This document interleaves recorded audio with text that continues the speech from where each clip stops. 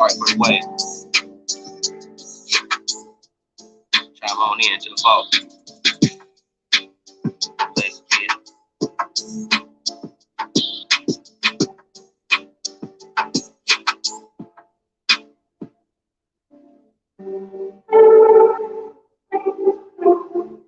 Shout out to the set.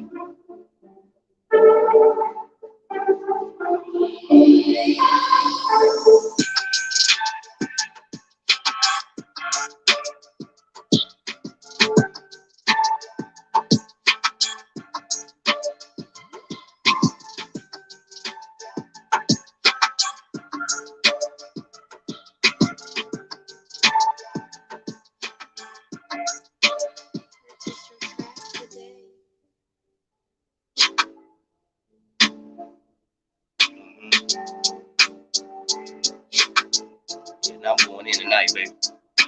Let's go. Let's get it. You talking about boxing ain't dead and shit. Man, this shit dead. I can't speak for what it is overseas, but what it is over here, shit done, cuz. All this gossiping, all this bullshitting, all these fake ass articles going on, man. This shit dead, homie. Let's put this shit to bed right here, homie.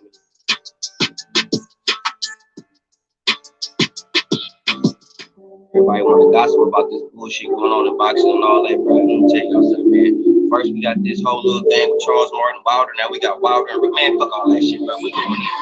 Get it.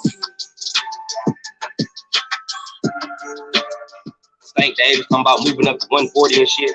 What the fuck is going on? Boxing is dead, y'all. I'm gonna explain to you. What to do with the business is, man. It's your boy DT3, the Boom DZ, man. What to do with the folk, man. Look, man. I ain't been making no videos. I know people been wondering, like, what's going on with your boy DT? DT ain't making no vids. DT ain't made no streams. DT not doing nothing. Where is DT? I'm gonna tell you where DT is. What's up, Boxing Beats and Rhymes? When I say this, and I'm glad you in here, Beats. When I say boxing is dead, it's not to diss the people like a Boxing Beats and Rhymes, Ring IQs, the Unrivaled Box, the people that do this every day, all day. This is what they do. They cover all avenues, every aspects of it, and I respect that. I receive that. I completely understand that. What my gripe is where are all the super fights? Where are the super fights? We could talk about the chocolate Tito's. We could talk about, you know what I'm saying, other small caliber fighters that's got fights coming up. We could talk about that. But guess what? Nobody cares about their fights. I was talking to people about Chocolate Tito just the other day. Nobody knows who the fuck Chocolate Tito is. Motherfucking shame. Nobody knows who he is. Few Mexicans here or there, maybe, but nobody know who the fuck Chocolate Tito is. So how many people are in anticipation for this fight coming up? Not many. Not many. Not many, bro. So when I say boxing is dead, it's not saying it can't die as a whole sport. Of course it can't die. That's like saying football dead. It can't die as a whole sport. You're still going to have boxing matches. You're still going to have fights. But the fights that the people are willing to pay good money, good hard-earned money that they work for 40, 60, 50 hours a week for, we're not getting that. We're not getting that. See, in this era, we're not getting the Sugar Ray Hearns fight. We're not getting Sugar Ray Hagler. We're not getting Duran. We're not getting Duran and Leonard. We're not getting them fights in this generation, in this era. We're not getting those fights. Ali Frazier, 1, 2, and 3. We're not getting that. Ali Foreman. We're not getting that. Tyson Lennox Lewis. Tyson Holyfield. We're not getting that. We're not getting that. The biggest fight that we will maybe get, maybe this year, is AJ Fury, right? Then after that, then what? Then what? They're expecting us to be satisfied with that. Okay, we giving y'all AJ Fury. Shut the fuck up. We giving y'all that. Be happy. That's a big fight.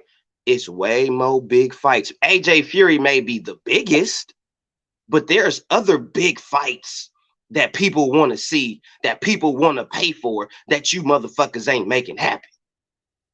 And we seeing all the, I see the articles.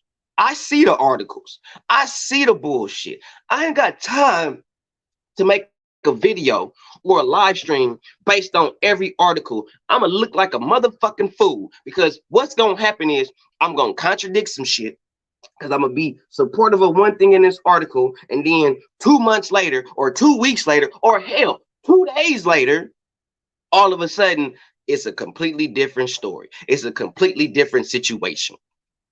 It go from wanting to make the fight happen to this guy not doing this, to that guy not doing that. It's nothing but a bunch of punk ass excuses. If these fighters want to fight, Andre Ward said it himself. If these fighters want to fight, they will fight. The only reason why these fighters are not fighting is because either the fighters aren't looking to fight or somebody on their promotional team is not trying to make that fight happen because they don't see the lucrative dividends and ends that they're going to make at the end, which is a bunch of bogus bullshit. Okay, Bob Arum been cheap. You think Bob just started being cheap? Bob ain't just start being cheap. Bob been cheap. Now all of a sudden it's coming out Bob this, Bob that. Bob been in the game longer than Al Heyman, longer than Eddie Hearn, all the shit. So you don't think he been doing this shit? You don't think he been out here fucking off? Al Heyman get his game from Don King. Y'all keep talking about Don King, Don King. Where you think Don King at? He over there with them PBC niggas giving Alan Heyman the game, telling him how to run this shit. Alan Heyman comes from a music background, helping musical stars, Whitney Houston, Michael Jackson, Drake. He does concerts for them motherfuckers. He don't know shit about the boxing game. How you think he learned that shit? Somebody had to teach him. Everybody over there on PBC side is not contractually obligated nowhere. No network. Okay? They just PBC fighters. They're not contractually obligated to stay there for no reason. They're not. They can leave, come and go. If they want to get a fighter with the zone, they can do that shit. If they want to fight on Top Rank, they can do that shit. You know why they don't do that shit? Because Al Heyman said no. Said fuck no. So because Alan Heyman says no, they're not going to do it. None of these dudes are grabbing their career by the motherfucking balls and taking it in for what it's supposed to be. They doing what another motherfucking man telling them to do. None of these fighters, except maybe, only fighter I know that maybe take his career in his own hands is Mikey Garcia. And let me touch on Mikey Garcia, Mexican ass, who is not a legitimate welterweight. Get off of it. Mikey Garcia is not a legitimate welterweight. I'm tired of the Terrence Crawford hate.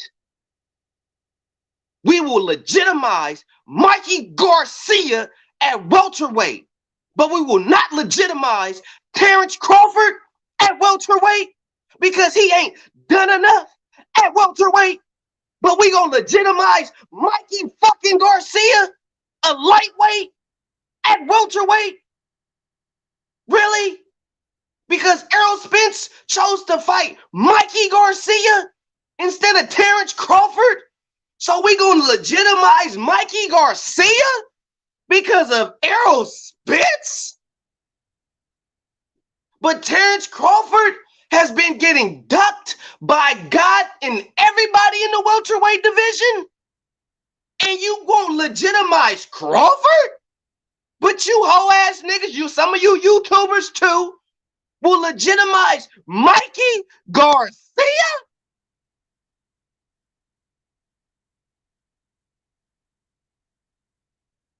Y'all giving Errol Spence credit for fighting Mikey Garcia, a fucking lightweight.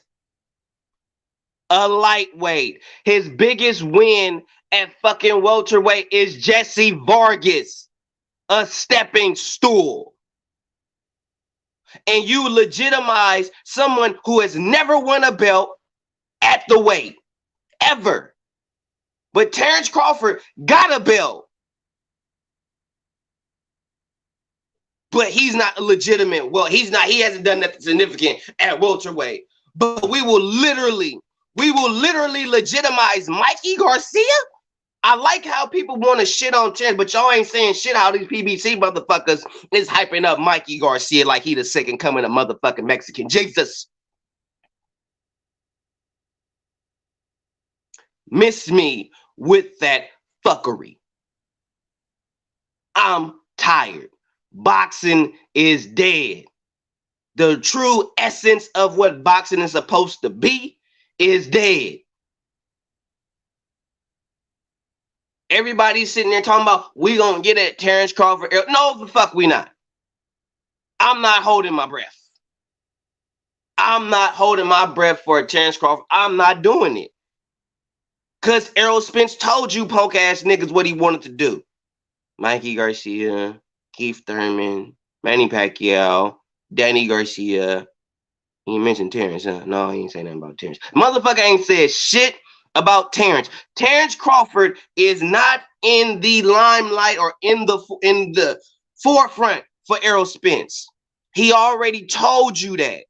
Why the fuck do y'all got to keep reading these stupid ass fucking articles that's just selling articles? That's what they do. They get a story, they talk to Errol because they talk to Terrence because they want a fucking quote. Because they want views on their article. But there is nothing that Terrence Crawford, even Errol Spence and even Terrence Crawford are doing to show any and everybody that that fight is going to happen. Nothing. It's all talk. All talk. And if we ain't learned shit about these motherfuckers in boxing, that these motherfuckers will sell you a pipe dream. Quick. Tell you all the bullshit you want to hear and don't do it. So why the fuck when we read an article, when Terrence Crawford say, I want this, I want that, and Errol Spence come back and say, well, you can't have this, you can't have that, and we sitting talking about, well, the reason why the fight ain't happening is because Crawford said he want this, Errol Spence said he can't do this, and he's supposed to be this, and he's supposed to be that. Bruh, that's all bullshit to sell articles. I don't give a fuck about Crawford wanting 60, 40, 50, 50. I don't give a fuck about that. Because at the end of the day, I care about who signed the contract, who sending the offer. I don't give a fuck about what they told a reporter. I don't care about that shit. I don't care what they told World Boxing News. I don't care what they told Bad Left Hook. I don't care what they told Fight Hype. I want to see the motherfucking contract. That's what I'm talking about. I want to see a date, venue. That's what I want to see. I'm tired of hearing this talk. And we get on this bitch and hype up. Talk. That's all we doing. Hyping up talk. Devin Haney, Tiafimo, all talk. What's up, Tangible? Let me get to the chat, man. I'm ranting. I ain't even got to my peoples in the chat, man. Forgive me. Kangaroo Jack. Wizard Sleeve, Slick Dude. What's up, D Hodges? What's up, Adrian? JR in the building. What's up, Board? My bad. What's up, Tangible? Excuse me for not getting to everybody in the chat, man. I'm upset right now because of all this bullshit going on in the sport of boxing, man. I don't have time to be sitting there talking about a motherfucking article. Now, if it's about an article about them training, if it's an article about the fight happening, because what I'm finna start talking about, what I'm looking at right now, I'm looking at Josh Taylor and Jose Ramirez. Because that's a big fight. That's for Undisputed at 140. That's a big fight. That's something that I'm finna start entertaining. That's something that y'all finna start seeing videos on, because that's a fight that's actually going to happen. That's a fight that's actually finna happen May 22nd of 2021. It's no more talking about it. It's no more hype train about it. The motherfucking fight finna happen May 22nd, 2021. That's what I'm on. I'm not gonna put a Yoka on my pound for pound because Yoka ain't did shit at heavyweight shit. It's okay to like dude. Dude is nice. Dude ain't no punk. He ain't no slouch. Any and everybody just can't beat dude like that. But he ain't did enough in the sport of boxing for me to even think about putting him on the pound for pound list, let alone top 5. He ain't done enough in the heavyweight division. He ain't beat enough marquee names for me to put him anywhere on a legitimized pound for pound list. Good guy, good fighter, on his way up. In my opinion, he's still a motherfucking prospect. He ain't did nothing significant in the sport of boxing. And until he do, I'm going to keep him in the back burner. Okay, got you. Got you, Tangible.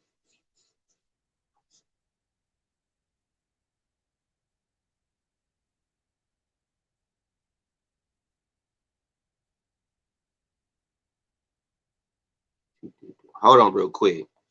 I'm finna put the link in the chat. It's for my only for my boxing YouTubers, man.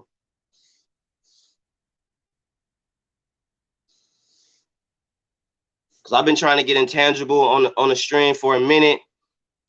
Feel free to slide some boxing news with us, Intangible. Feel free, bro. You're more than welcome to slide on the panel. I've been trying to get you on the panel for a minute, man. It's been a minute, so feel free to slide on the panel, bro. The link is for Intangible boxing news.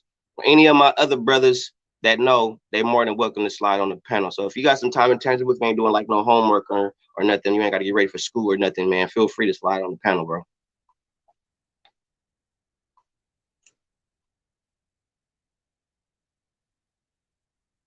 Senior junior official pay-per-view. Julio Cesar Chavez Sr. What is that like? Is that like supposed to be a exhibition or something, Carlos? Because Julio Cesar Chavez Sr. is up there in age, bro.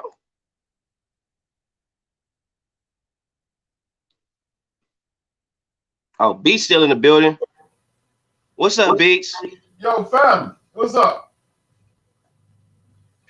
Nothing but these bills and these babies, man. What's going on with you, Beats? I hear that. Listen, man, I'm gonna start cooking up this chicken and curries, this rice and curry soup, man. But I need to. Yo, you haven't heard what Fury's been saying? Man, no, I ain't been listening because Fury always talking big shit just to get clout. But he's really not about nothing. Just blowing smoke up your asses. That's what he does. Yo, he said he's gonna fight Wilder again. He's not fighting AJ. The AJ fight's not gonna happen. Oh my God, Jesus!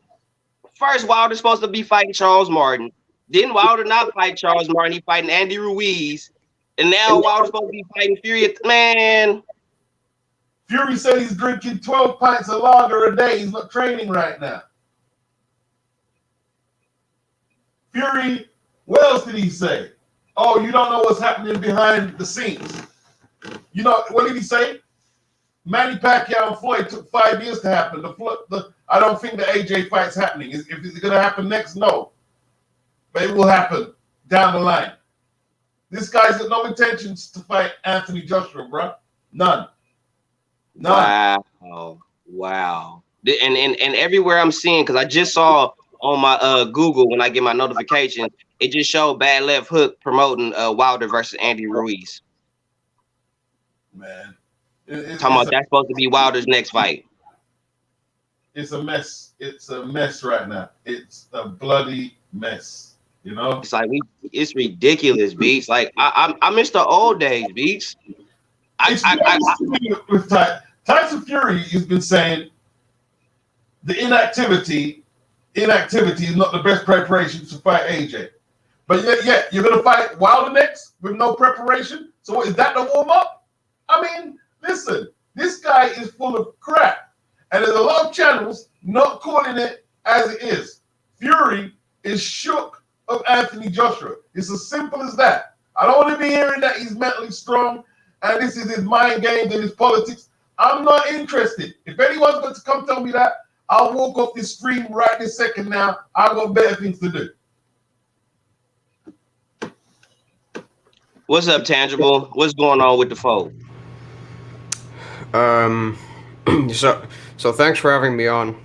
I'll be on here for about half an hour because then I got another class. But um, as far as this Fury versus Joshua news goes, the way I interpreted it is Tyson Fury is the only one really willing to admit that the fight isn't really that close to being made, which I mean, I guess I can commend him for, but also I will admittedly acknowledge that he's probably the barrier getting in the way of it. And he's using activity, I guess, as a potential excuse. Now, the way I put it is he had issues with getting a fight, okay, over the past year. As far as boxing goes, or as far as his career goes, is he made an offer to Ajit Caballero, and I heard from someone, I don't know how true this is, I don't know if there's half truth or some shit like that, but I heard news apparently that there was an offer sent to Ajit Caballero that was only worth 40,000, I think in US dollars, because Bob Arum sent the offer. And that was apparently absolute bullshit of an offer, which cost him a chance at activity. I don't know how true that is, so don't necessarily take my word for it entirely, but if it is true, he cost himself a chance at activity. Deontay Wilder fight, I don't really know what stage that is. I really couldn't tell you the legal matters in that fight, but apparently there was a chance for him to get a fight outside of a Wilder or Joshua fight that could keep him active while there was a Pulev fight, an interim fight, a mandatory fight that would then lead to Usyk fighting Joyce and all that type of stuff. But he blew it apparently, just from those reports. So that's the issue there. All these bullshit. I see you, IBT. How is it thriving? What big fights? We'll put you up here real quick. What big fights? And I need at least 5. That's going to happen in the next 2 years. Are we going to have at least Estrada is happening tomorrow. Taylor Ramirez is happening tomorrow. Saunders versus Canelo, potentially a 4-bout undisputed matchup at 168 is going to occur. That's big. That's big. When I say big, I mean like who is like big boxing matches. That's when you bringing out everybody. When you go outside, everybody barbecuing. When you saying, "Hey, y'all watching the fight tonight?" Yeah, everybody know. Everybody tuning in. Not people like me or IBT or any other hardcore boxing fan. Like we gonna watch it all. But what fights? Everybody finna tune in. Everybody finna pull out their barbecue pit. Everybody cooking. I'm talking about everybody. Casuals, hardcores. Everybody is out. Okay. How many fights are happening that's bringing out everybody? Because I know what's going on in Vegas. I got a partner in Vegas. So. Well, put it like this. It's that fights like that are a rare occurrence, but just focus on let's put a spotlight sort of on the progress that's being made. Have you ever seen a lower weight title fight, really in the last 10 years, that has received the press that Roman Gonzalez versus Estrada is receiving? Because this fight is being hyped up. I know casual boxing fans are getting into it. My family knows about those people, and they're the biggest casuals in the world. They know pretty much nothing about boxing. The amount of progress that's being made into being able to publicize these guys whose careers have pretty much gone under the radar for quite a while now. I mean, this is a fight that the first fight, just look at the press that received. Just look at the press that Chocolatito versus Yagashi received, that Rungvisai versus Estrada or Rungvisai versus Chocolatito received, and compare that to the press that Gonzalez and Estrada are being made. And the fact that DAZN is making a documentary about that fight. This is not a fight that's of course going to get everybody in America tuning in. That's going to get everybody from every ethnicity, from every part of the planet tuning in, like a Mayweather fight or a heavyweight title fight like Ali. But there's obviously progress being made. Okay, IBT. See, what I mean is, I go outside, I'm in the gym.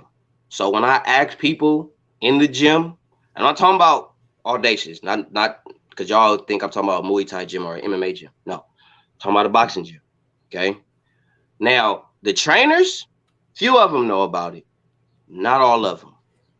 Okay. They know who the fighters are, but they don't know about the fights that's coming up. A lot of these dudes don't keep up with Estrada and Gonzalez too. They're not keeping up with this fight. The first fight, great, but a lot of people aren't looking forward to this fight. Now, granted, Intangible got his people and a couple of other people he know that's looking forward to it. I don't shit on that at all. I understand that. I receive that.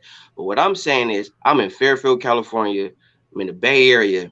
And when I go talk to these cats, no matter what color denomination they are, when I ask them about, when I start talking about boxing this weekend, they be like, oh, it's a fight this weekend? What is it, the UFC? And that's what I get. So where me and Intangible is coming from two different spectrums. You know what I mean? I'm coming from the spectrum of when I talk about a fight coming up, everybody's fucking oblivious. But Intangible is coming from the place of, man, it's not that many oblivious motherfuckers over here. So I understand that and I receive that. My point is when it's a big fight, because everybody knows who Canelo is. Even in Vegas, Tangible, they still talking about when Floyd fight. They still talking about Floyd fighting in Vegas. And Floyd is hella retired.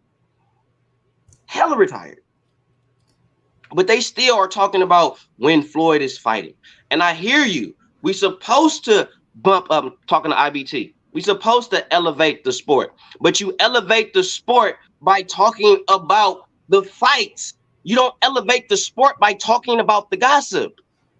So I'm talking about the fights. We're going to cook on Estrada, Chocolatito, and Gonzalez. We're going to cook on that. We're going to cook on that. But what I'm saying right here, right now, is the big fights, the big name fighters that everybody talk about. When I'm outside talking boxing, those fights ain't happening. So I'm not trying to have the conversation about comparing a Charlo versus Canelo to a Chocolatito and Okay. Gonzalez fight. It's a difference, because if I go to people and say Chocolatito, blah blah blah, they fighting tonight, Chocolatito this, Chocolatito that, boom boom boom. Guess what's gonna happen? It ain't the Charlos. What's that? Just is Canelo still ducking Charlo? I just heard that shit yesterday. I'm talking about Chocolatito. Okay. They talking about Canelo ducking Charlo. That don't make sense, bro. But also, well, I'm not necessarily even talking about this fight in the context that, you know, it's becoming a I even admitted that it's not a big fight in the same way that a heavyweight title fight would be. But what I'm acknowledging is the fact that if you look at the history of these weight divisions, it's obvious that the popularity of them has increased, especially with Chocolatito's upbringing. And in this certain aspect, there is progress.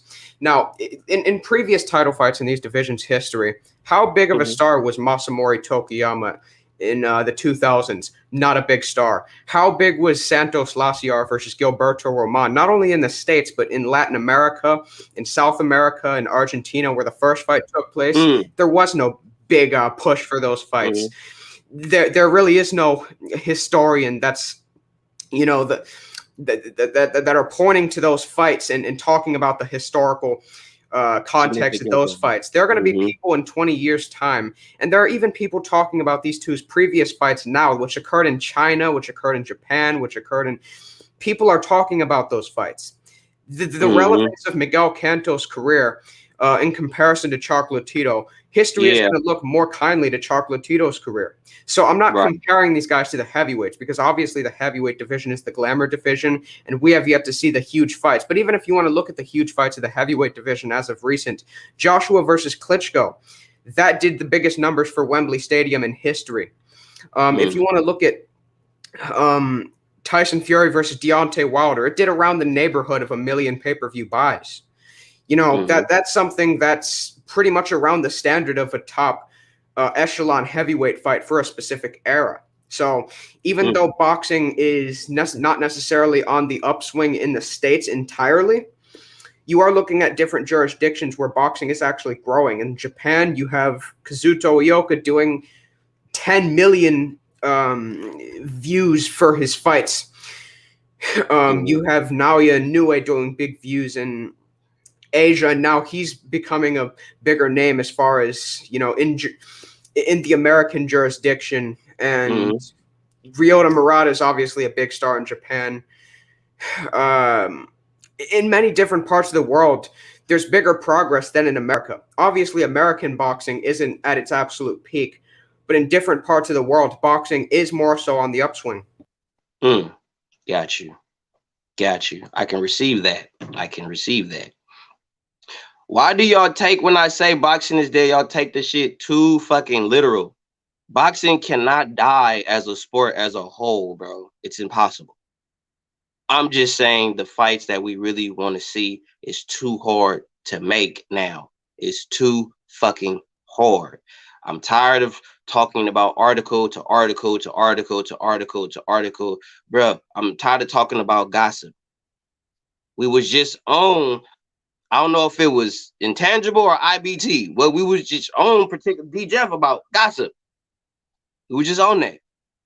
I'm not here to gossip. I'm not finna sit here and talk about article after article after article after article, because eventually the articles are not going to add up. They're going to say one thing today, the shit going to change tomorrow. So if I keep going article for article for article for article, I'm going to be all over the place. I'm going to be all over the place, and I'm going to end up contradicting myself. Period. And I don't want to do that. So when I say boxing is dead, I'm talking pertaining to the fight you're talking about, Errol Spence, Bud Crawford. I'm talking to possible fight with Jamal Charlo, Canelo Alvarez. Well, I'll speak from my perspective, right? Go ahead. That's the way a lot of people run their channels on here. A lot of people run their channels because it's going to draw, you know, more, I guess, of an American audience, considering they're an English-speaking channel.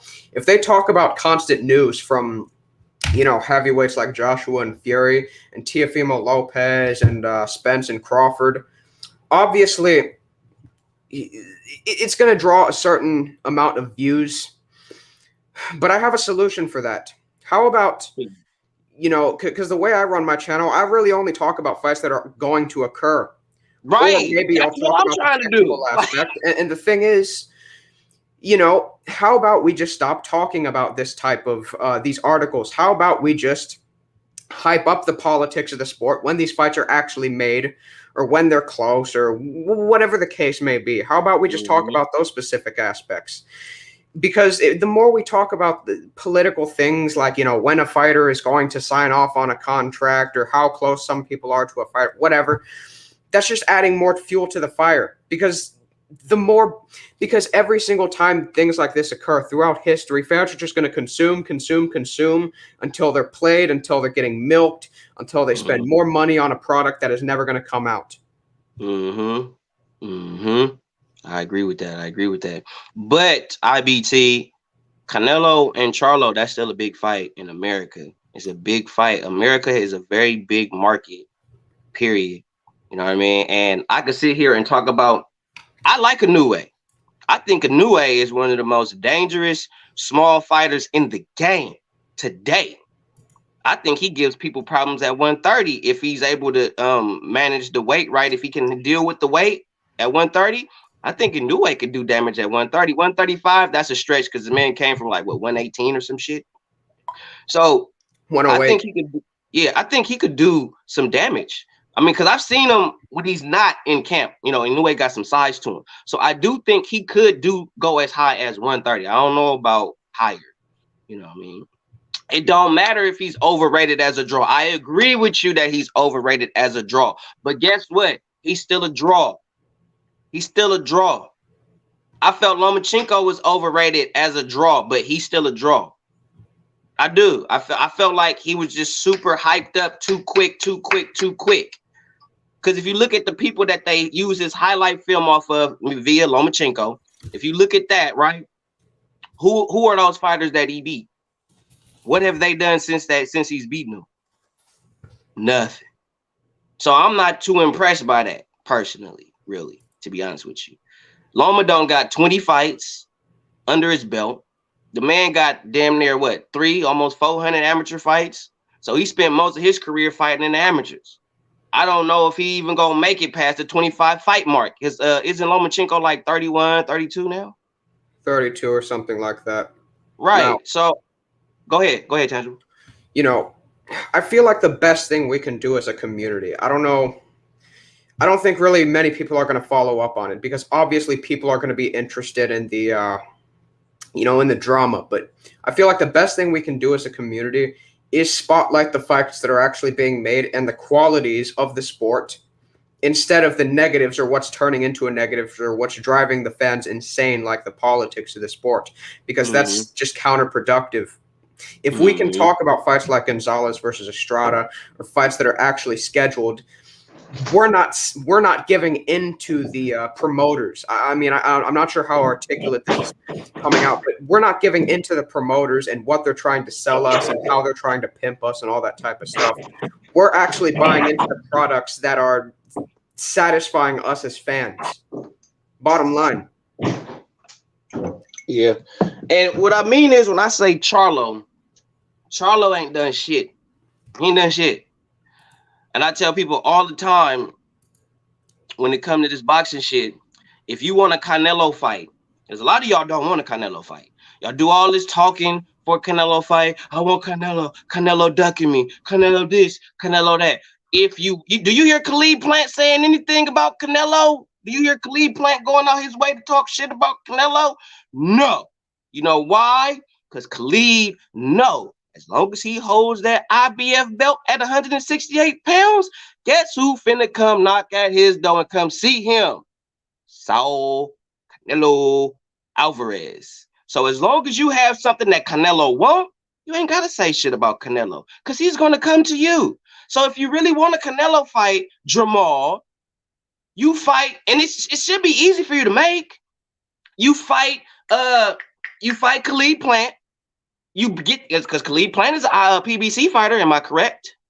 So it shouldn't be none of that across the street, other side of the street bullshit.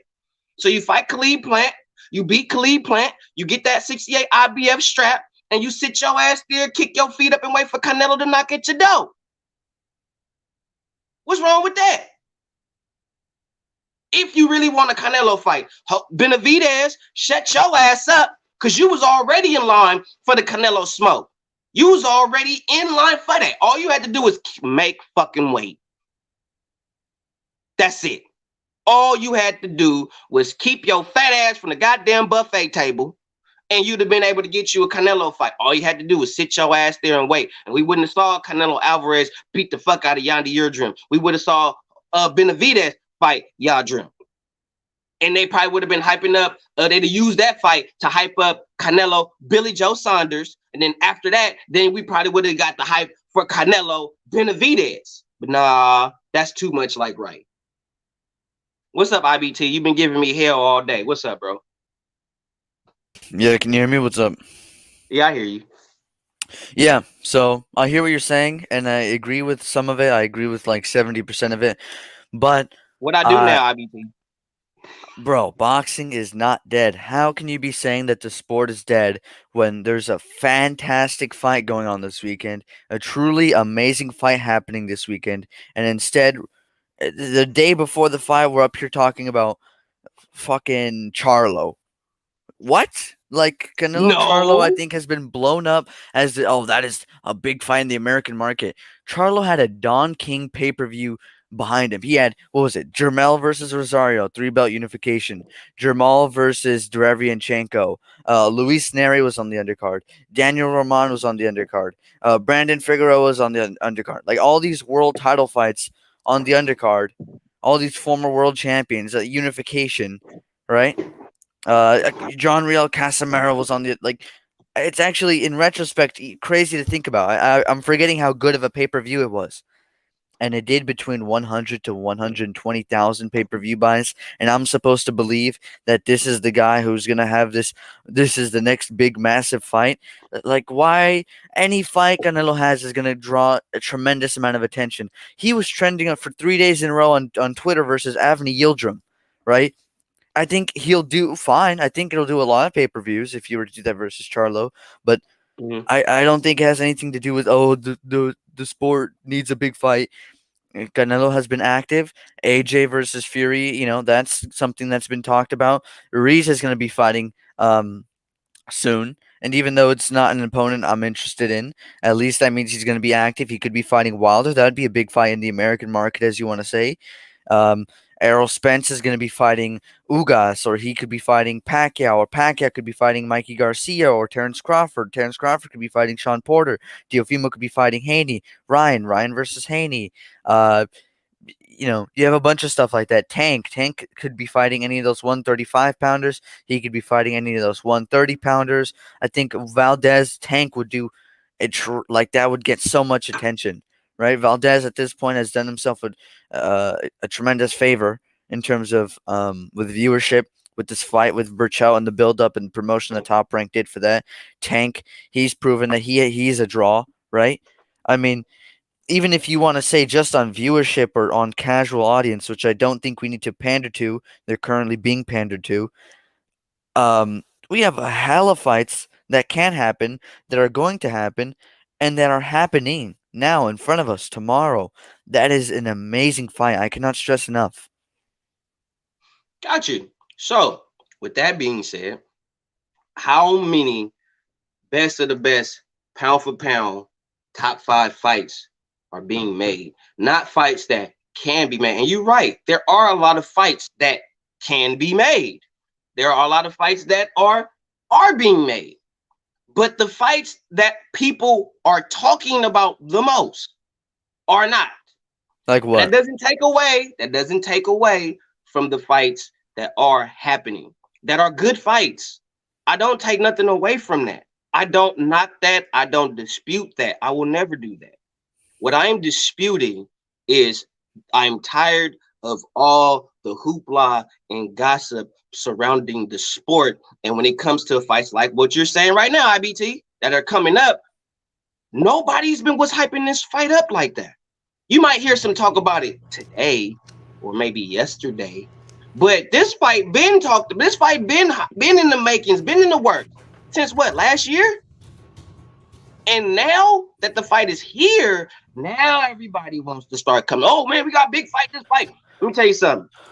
If it was a UFC event tonight or tomorrow, more people will be wanting to tune in to watch UFC than boxing. That's what I'm talking about. That's terrible. Boxing has been in the world 10 times longer than UFC. MMA, period. We're not even going to go with just MMA, period. Okay? But yet and still, if it's a UFC card this weekend, which I believe it is. There is. I was gonna say Leon Edwards is fighting. So I don't know what you mean. I haven't heard anyone talk. You forgot about it. You literally forgot about it. I don't cover MMA no more. I stopped covering it. You do. You have that show.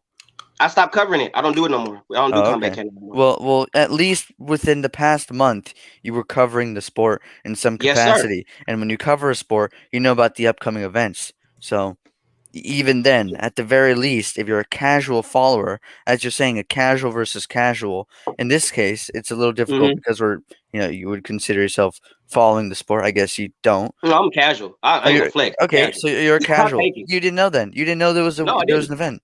Exactly. I'll take that. So then that proves your point incorrect. What is incorrect exactly? You said if there was a UFC fight this weekend, people would be talking about that instead. But there is a UFC fight. They would be. There is a UFC. I've heard nobody. I'm the first person to say Leon Edwards this whole week. That you have heard of, right? No, I mean I go on MMA channels. I go on boxing channels. Mm-hmm. That's how I knew that there was a UFC fight. But I'm not gonna watch it live. Maybe I'll catch the playback. Yeah, I'll catch playback too. But what I'm saying is, but that proves against your point, though. What I'm saying is, last week and this week, if I say it's a boxing match this weekend, or if it's a UFC card this weekend, people are going to watch the UFC event before they watch the boxing event. That's my point. Who's people?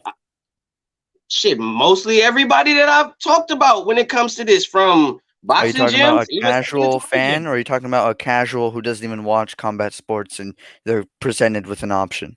These are people that do combat sports, IBT. Like Okay, these are but people who? that Like, what group are you talking to? Because, like I said, boxers, I've been Thai hanging out with. boxers, MMA fighters, So you're Third saying Street like Boxing people in the Gym. gym? Yeah, I'm in the gym, bro. I'm in the gym. I'm not I've outside. I'm in the gym, and a lot. And don't get it twisted, IBT. Just because boxing gym. people I in know. the I know. gym, they not hardcore. A lot of motherfuckers in the gym, they just as ignorant as the typical casual. Because some people think because they in the gym, they know all the shit. And I've learned myself that just because motherfuckers in the gym, that don't mean they know every fucking thing. Some of them motherfuckers is just as fucking oblivious as a casual that ain't never took a boxing lesson or a training lesson in their life. So I get what you say. I'm not trying to dispute too much. I don't feel like I'm wrong.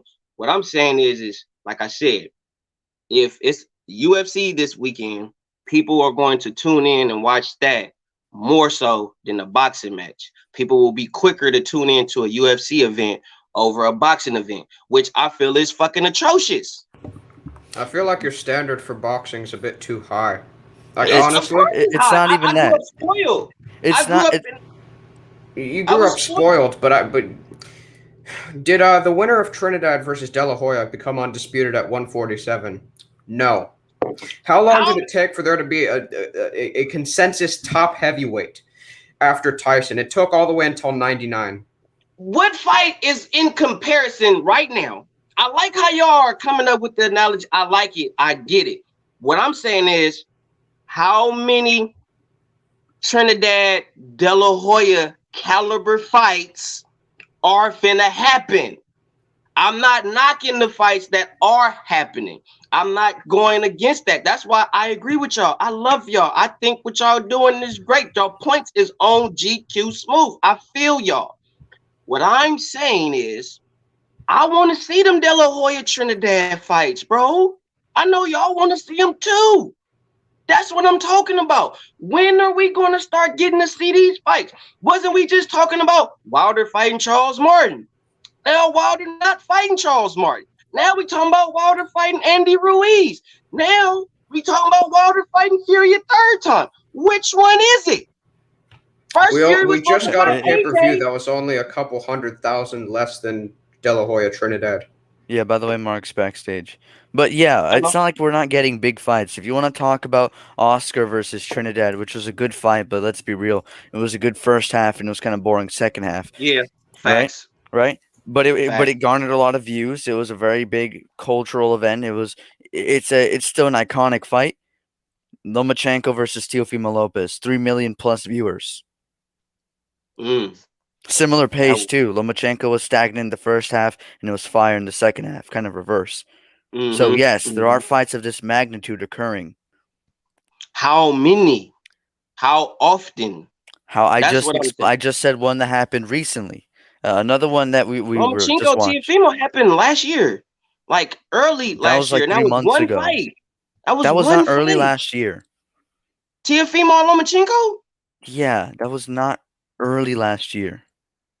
It was like middle early last year. Like right at what was it like? October 17th. Bro, that was October. The middle of October too. That's not early last year, bro. My fault. Excuse me. You good. How many big fights were still happening though? I'm just saying, like that's one. That's one. Tiafimo Lomachenko. I'm not disputing that. That's one. Valdez Berchel. By the way, Mark's That backstage, was but this year. We talking about last year. We on last year. last year was a global pandemic. Okay. This year What we big had fights happened in the UFC? Conor Poirier. That's it, Conor basically. Poirier. That was really it. It really wasn't too Yeah. many big fights A last year. DC Stipe, right? DC Stipe. Those are the only two I can think of right now. But UFC was still active though. Khabib, They stayed active. Gaethje. Stipe battered that motherfucker too Battered them. because he's a Battered. beast. Forced him into retirement. What's another one? He was gonna retire anyway. But that's 3 fights. 3 fights in the UFC. What else? I'm genuinely trying to think. John Jones didn't fight. Usman versus Masvidal. Romero versus Izzy. That was in the Those are pandemic, big right? fights, bro. Was Izzy versus Romero in the pandemic actually? Yeah, it was in Wow, September. It was in Or no, September. Paulo Costa. Oh yeah, no, it Paulo was Costa Costa, was not last not year. Romero. It was some big The fights last year. Izzy All I'm Romero saying was is, early in the year, so that's like all I'm saying six. is That's only like six, man. So I think you're greatly exacerbating six. the. Okay, so you're comparing 6 to 1. That's No, I a can give you very more. You didn't ask me for more. okay. I want all you got, IBT. I want all you got. You already know, bro. I All take it right, all. I want all everything right. you got. Just any fight with a big star in boxing, right? Any fight with no two, not one. Cause we could go all. To be real with you, if I'm really finna be like boxing is dead because not one big name fight. That's just plain fucking ignorant, bro. I deserve to get slapped my goddamn self saying stupid I shit mean, like look, that. I don't know what you want me to say. Canelo was trending for 3 days on Twitter straight, fighting Avni fucking Yildirim. Avni Yildirim, an absolute nobody. He was trending on 3 days. Like, But like the, even Connor was just trending for the night when he got knocked out. For the night and the next day, actually. so are we on trending Well, we're fights talking about people. fighters or We're are we talking. on are we on two marquee fighters, two top 10 or top 5 in the Okay, division or that's pound fine. for pound fighting each other versus Canelo fighting his mandatory, who we can all obviously say was fucking food for Canelo. Yeah, that was a. You could put $1 billion on Canelo knockout, and you'd get your money back without worrying.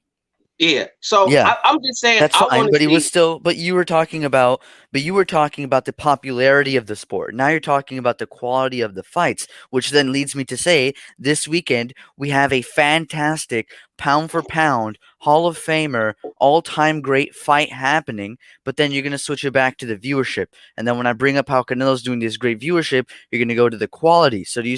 I need us to pick quality or popularity. Which one are we doing? Okay, both.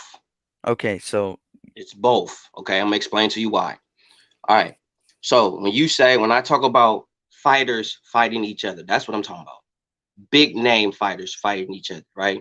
So when you go on, well, Canelo fought, he's trending. It's like that's Canelo. Canelo gonna trend. That's like saying if Floyd was still fighting. Well, Floyd was trending for fighting such and such. Like it's Floyd Mayweather. He's supposed to trend. He's going to trend. He can fight the fucking moose next door. He's gonna fucking trend because he's Floyd Mayweather.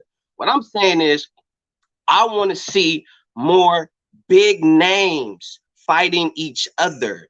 That will bring more volume to the sport. You can't say it wouldn't if we were to see two big name marquee guys fighting instead of we getting this once a year, maybe Stubako fight. Because I was under the impression that we was only going to get one big fight this year, and that was supposed to be Tyson Fury and Anthony Joshua. I want to see more fights of that caliber, IBT. That's what I'm saying. I feel like not just me, but I also feel like the sport itself deserves more. I feel people like yourself, intangible, you deserve more. I get it. You happy with these fights, and there's nothing wrong with being happy with the fights that are happening.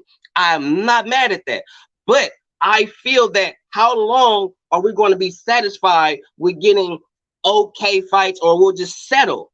We deserve more, IBT. And I don't knock what you're saying. I'm just saying I feel as boxing fans and lovers of the sport, they're not doing the sport a service. We deserve more bang for our buck and our dedication that we put into the sport, just like these fighters put into the sport. And we deserve to see these guys beat each other the fuck up that are top dudes. And we don't want to wait till these motherfuckers is 40 before they decide to fight. That's all I'm saying. By the way, just so you know, Mark is backstage. I know. Oh, okay. And then yeah, so for me, in terms of the fights I want to see, right?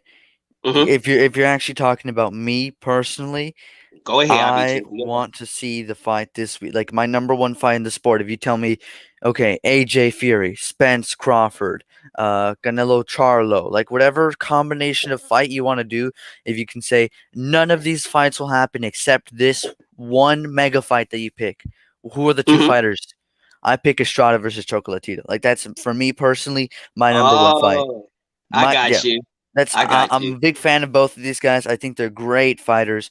That's my number one fight. I'm beyond excited for this. Now, if you I want to feel tell me who do you want to see that would appeal to everyone, Then I start going, okay, probably AJ Fury and then Spence Crawford, right? Or like Gotcha. Pacquiao Spence. Because I think Spence Crawford is a big fight for boxing fans. I think Mm-hmm. Pacquiao Spence is probably a bigger fight.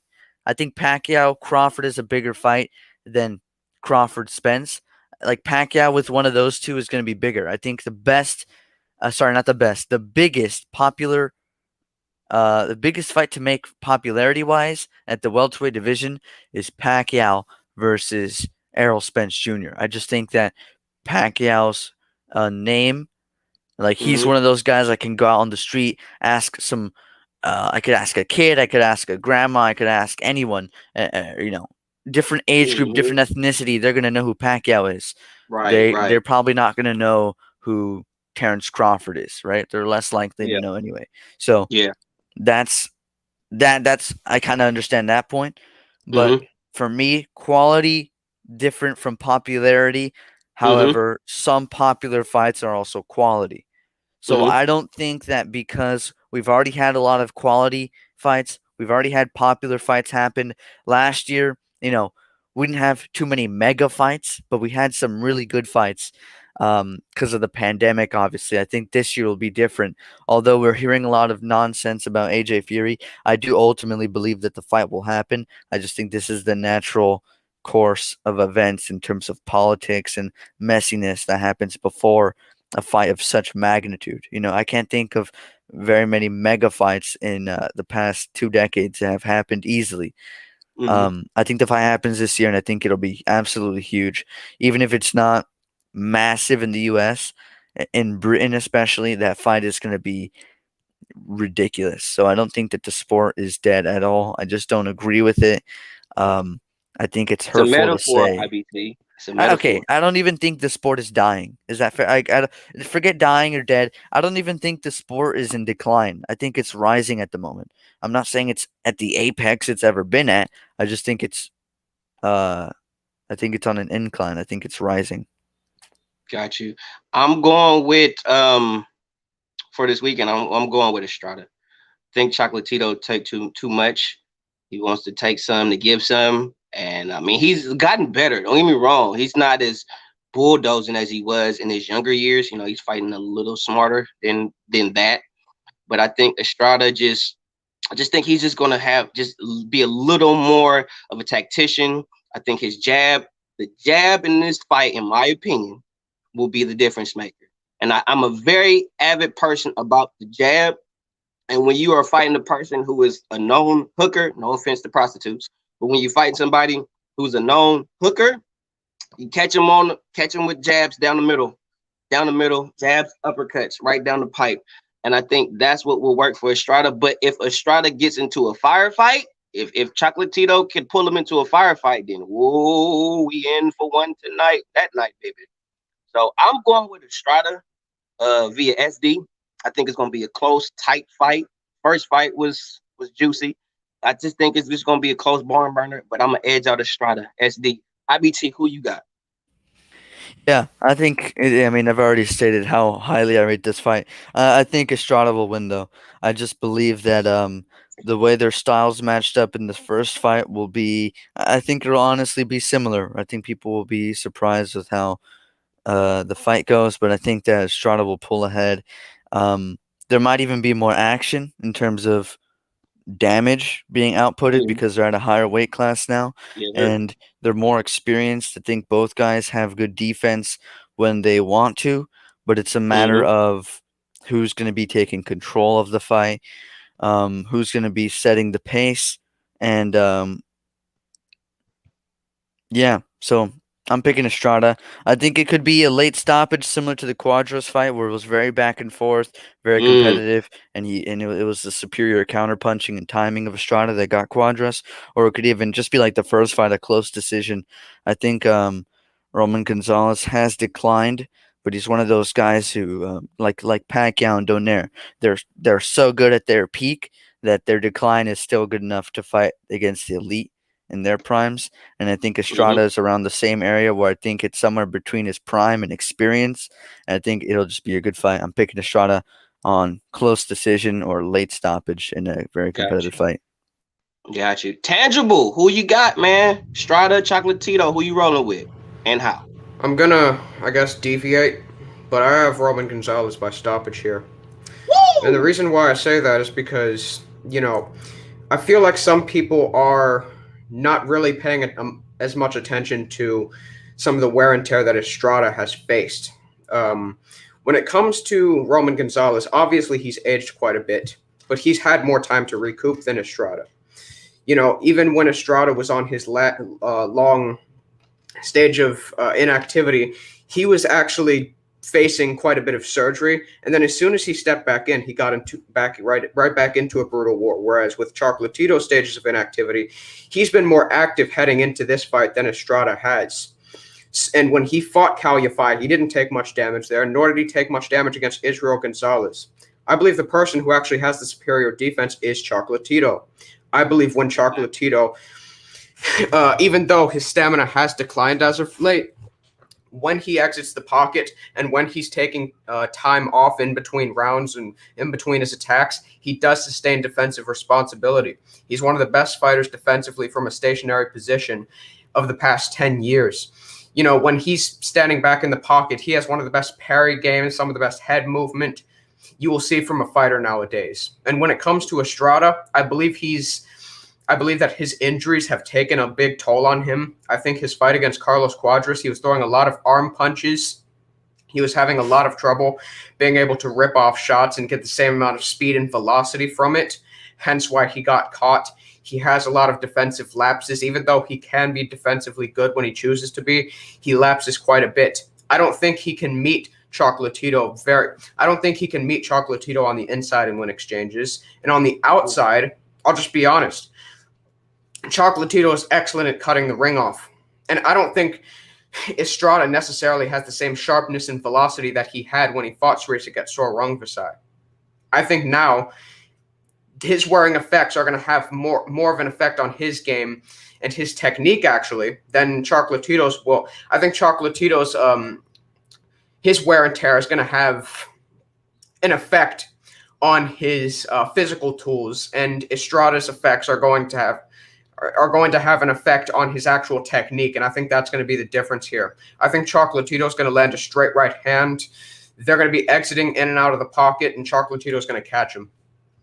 So you got Chocolatito by stoppage or decision? Yeah, stoppage. And I think he's a better finisher than Cuadras, so when he catches Estrada, and one thing I think Chocolatito does more frequently now is he's better at staying in the center of the ring and drawing his opponents in for counters.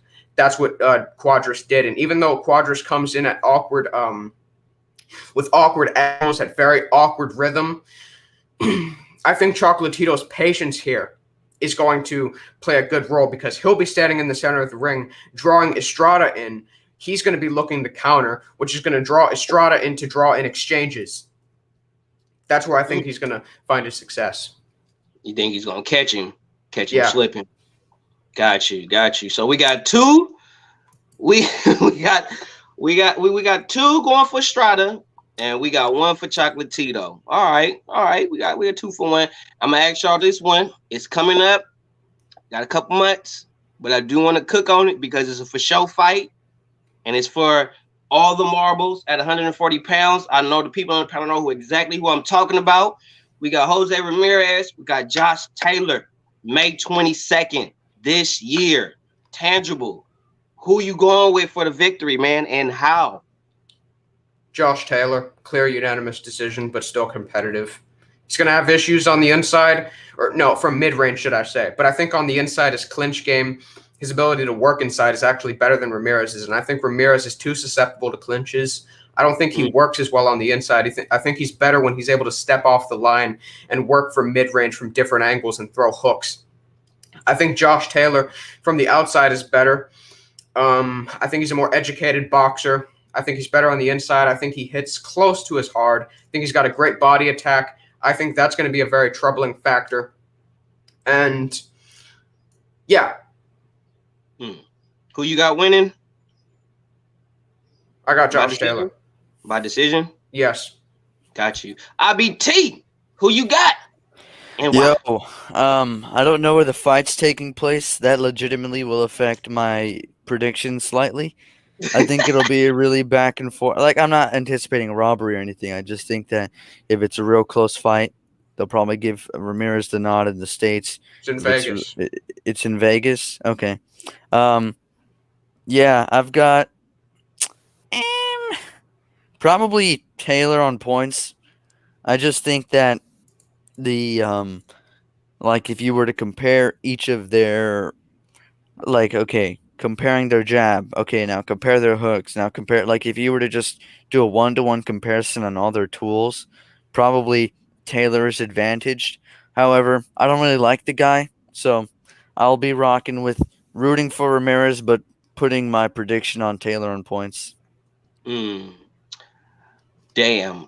We opposite again. We 2-1 again because I'm going with Ramirez by SD.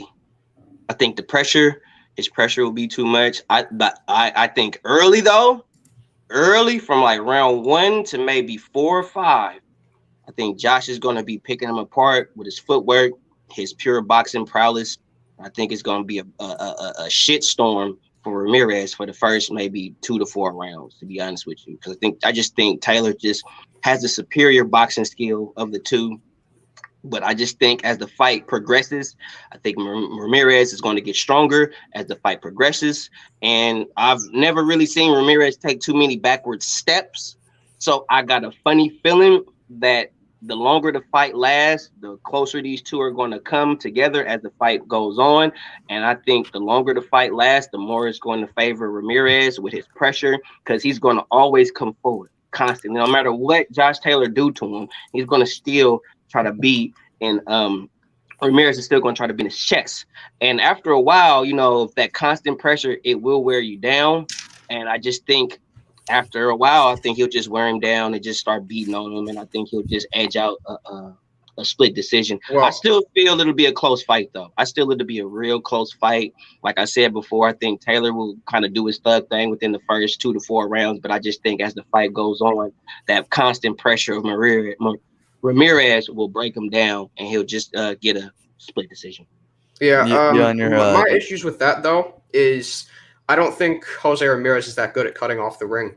When he fought Victor Postal, in my opinion, Victor Postal was able to actually comprehensively win the fight, and he was never able to wear an older, aging Postal who had already lost a couple of times, who looked relatively shaky against Muhammad Mamoun in his previous fight, who was coming off a long string of inactivity. He wasn't really able to wear him down. Anytime he had him a little bit buzzed, Postal would just come back, be able to pick up the next round or be able to keep him at the end of his jab. If he's not really able to wear down a more war-torn Victor Postal, I don't think he'll be able to do the same to a Josh Taylor, who was able to sustain the pressure of, I think, an even more tactically skillful fighter in Regis Bergerius.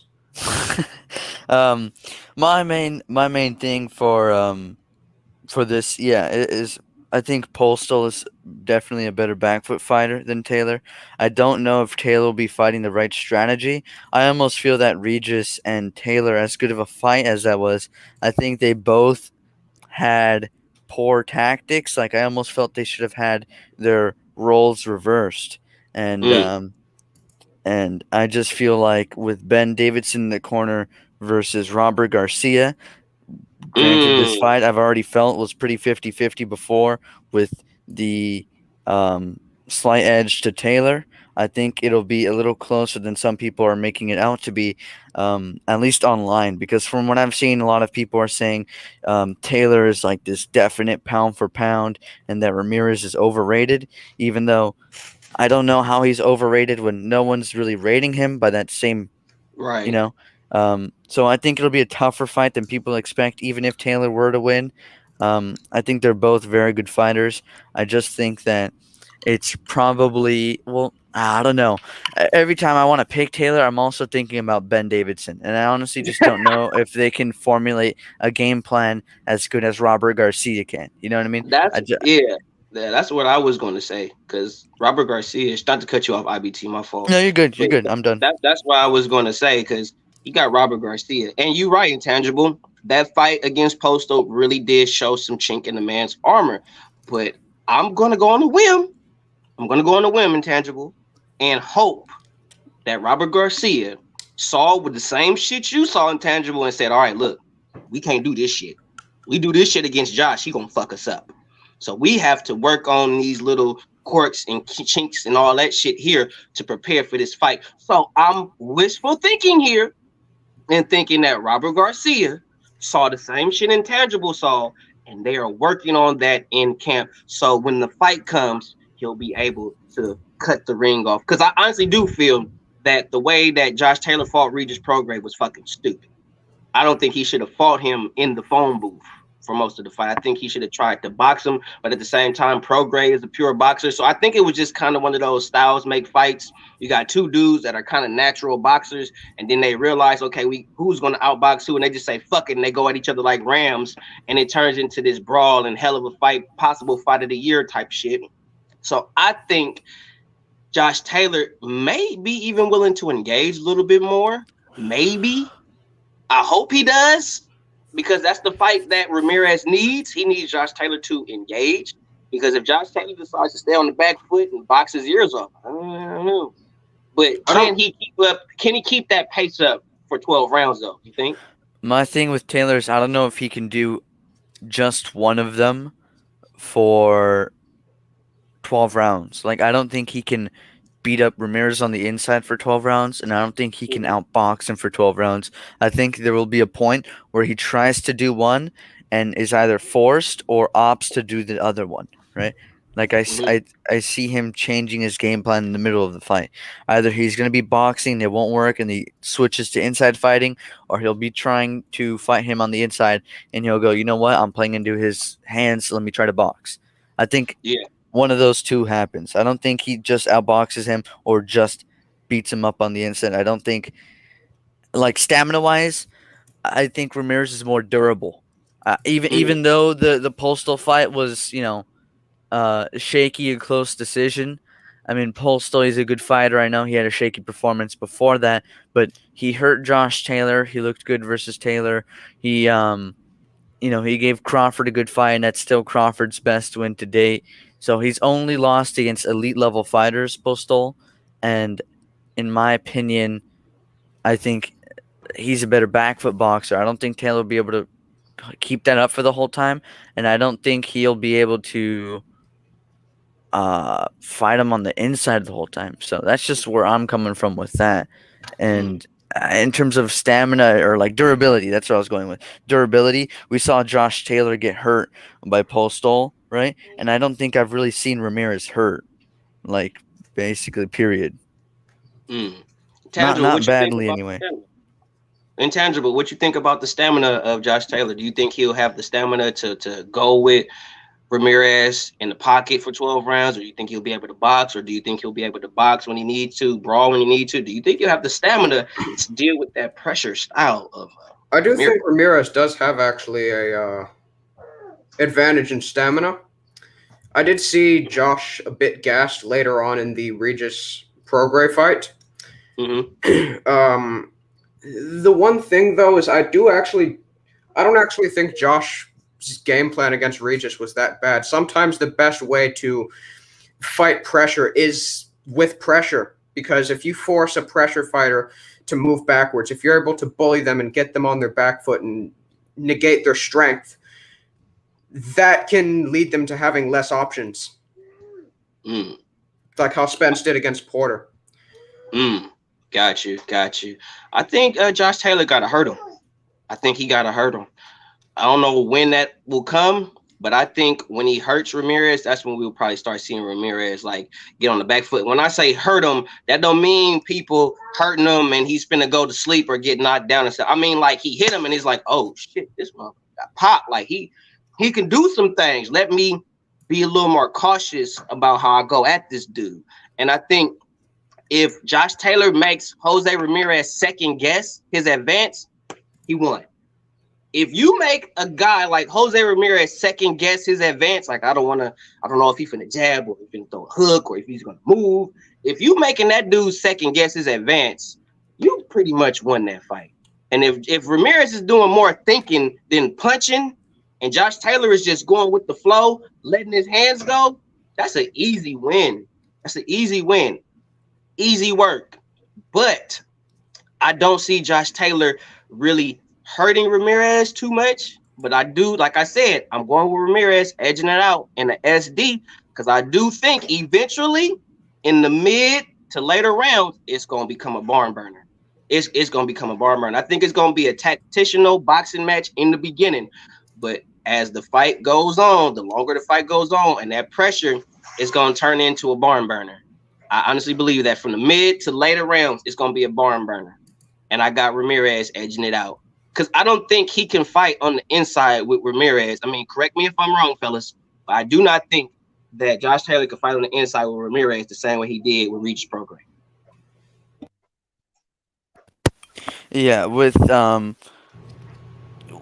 him fighting on the inside, it's like I said, I just don't think he can sustain it. I think he could probably do it in spots and see some success just because that change of pace, that is effective, right? If you're giving your opponent different looks, if you're giving your opponent different things to think about, kind of like what you were saying, if you can make Ramirez hesitate, then I'll be greatly to the favor of Taylor because when Ramirez is hesitating, he won't be throwing combinations at you. He won't be walking you down. He won't be thrown to the body, you know? So I think if he can fight, if he can do that, mix it up, be cagey, that's to his benefit. But I don't think he do that the whole time. So that's where I'm saying, that's where I think Ramirez is going to be able to do his work. I know a lot is being made of the inside with Ramirez, and I know that's his specialty, but I also think he's a good fighter at mid-range, and we saw that in the Zepeda fight, and we saw that in the Hooker fight. And in the Hooker fight, it's actually what led to the knockout, right? Because there were points that even though Hooker's a tall guy and he's got a good jab, and I guess they're both pretty tall. I think Ramirez is probably the taller one in this fight, but he'll be fighting inside, which is funny. But he was able to use his jab to work his way on the inside, and he was able to dodge the jab of Hooker and land body shots like that. So, yeah, it's a really interesting fight. I think people are kind of underestimating the competitiveness of it from I like don't think I don't think compared to a Ramirez's couple months back. I think Ramirez's specialty is more so at mid range. I think Ramirez. I don't think Ramirez is as good as Josh Taylor on the inside. I don't, tactically at least. On the inside, Ramirez is way too susceptible to clinches. And when he found success against Hooker on the inside, Hooker does not operate nearly the angles that Josh Taylor does. He doesn't work off pivots in nearly the same way.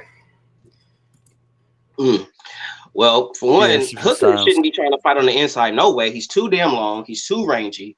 You shouldn't be trying to fight on the inside with a guy like Ramirez in the first place. So, and honestly, the Hooker fight to me is a telltale fight because Hooker is not a known puncher, in my opinion. He's not a knockout artist.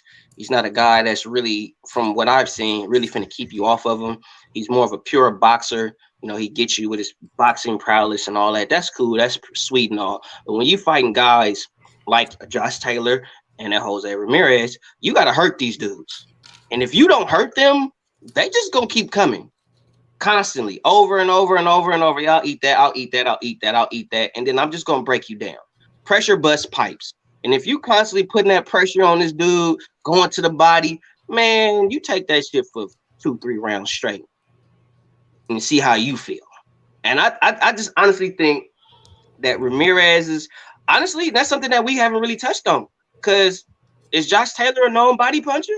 Not that I know of. He's an excellent body puncher. So I think maybe the body punching may do dividends. That might be the difference maker. Like Josh Taylor could be winning the fight, but with Ramirez's pressure and body work, that might slow him down and then that might turn the tide. We don't know. That's what makes this fight so awesome because it could really go either way. Even I'm going with Ramirez, you guys are going with Taylor, but it could still go either way. Taylor could I wouldn't say dominate, but Taylor could actually put on a boxing clinic because of Ramirez's pressure and kind of lack of head movement, what have you. But Ramirez could still win the fight with his pressure, constant work, because he's an active guy. He's always throwing punches and bunches. He's going to the body, all the shit, constantly moving forward. Judges love a fighter that's moving forward and that's willing to engage at all times of the fight. So I think that could be a difference maker. It's to me, it's really on who show up, and I think it's going to be Ramirez that's going to show up that night for that fight personally. But I don't. When it comes to Hooker fighting Ramirez, I'm not really too sold on that because Hooker didn't have a pop to keep Ramirez off of him. Josh Taylor does. And I think that is it's going to be a telltale fight is how is Ramirez is going to handle when Josh Taylor hit him. Because like Mike Tyson say, we all got a game plan until we get hit in the face. So I just want to see how he's going to handle it. I want to see how Josh Taylor is going to deal with Ramirez hitting him because I do think Ramirez hits harder than Prograis. I could be wrong, but I do think he got a little more thudding pop on his punches than Prograis. Ramirez he's flat-footed. He's very flat-footed. He's not going to really bounce around too much. So I really think he's gonna press the fight a lot more than what a lot of people might be expecting. But I'm going with Ramirez, y'all. Going with Ramirez, SD, all day long.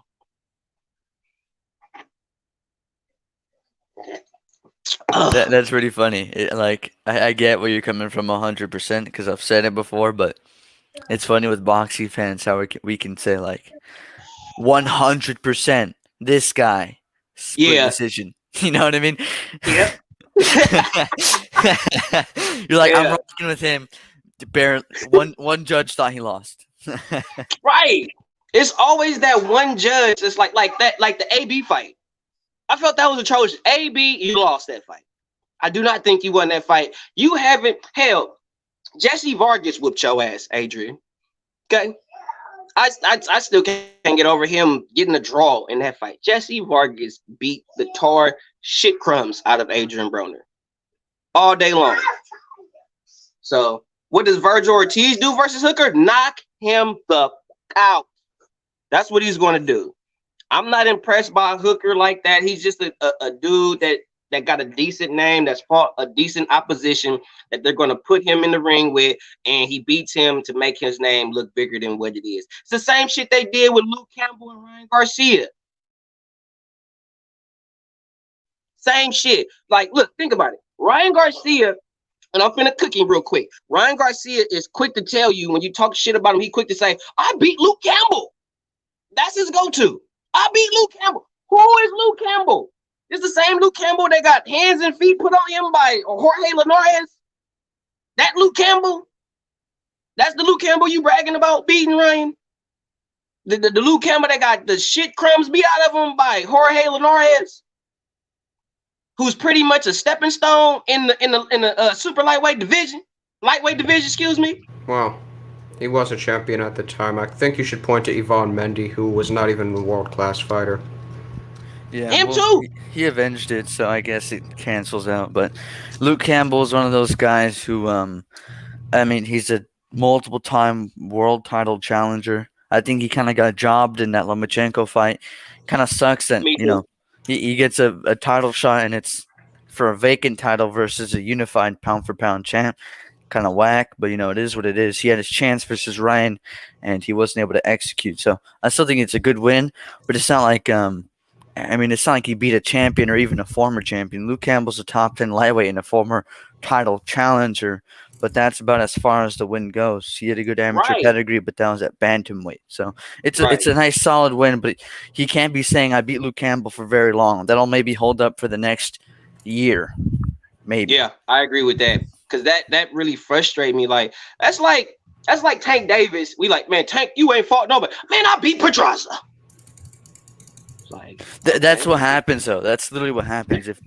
If you criticize Tank's opposition, they'll say, "Oh, but he beat Pedraza," and then it's like okay. And then who else? Exactly. Well, he beat Leo, and he was a champion. How did Leo get the championship?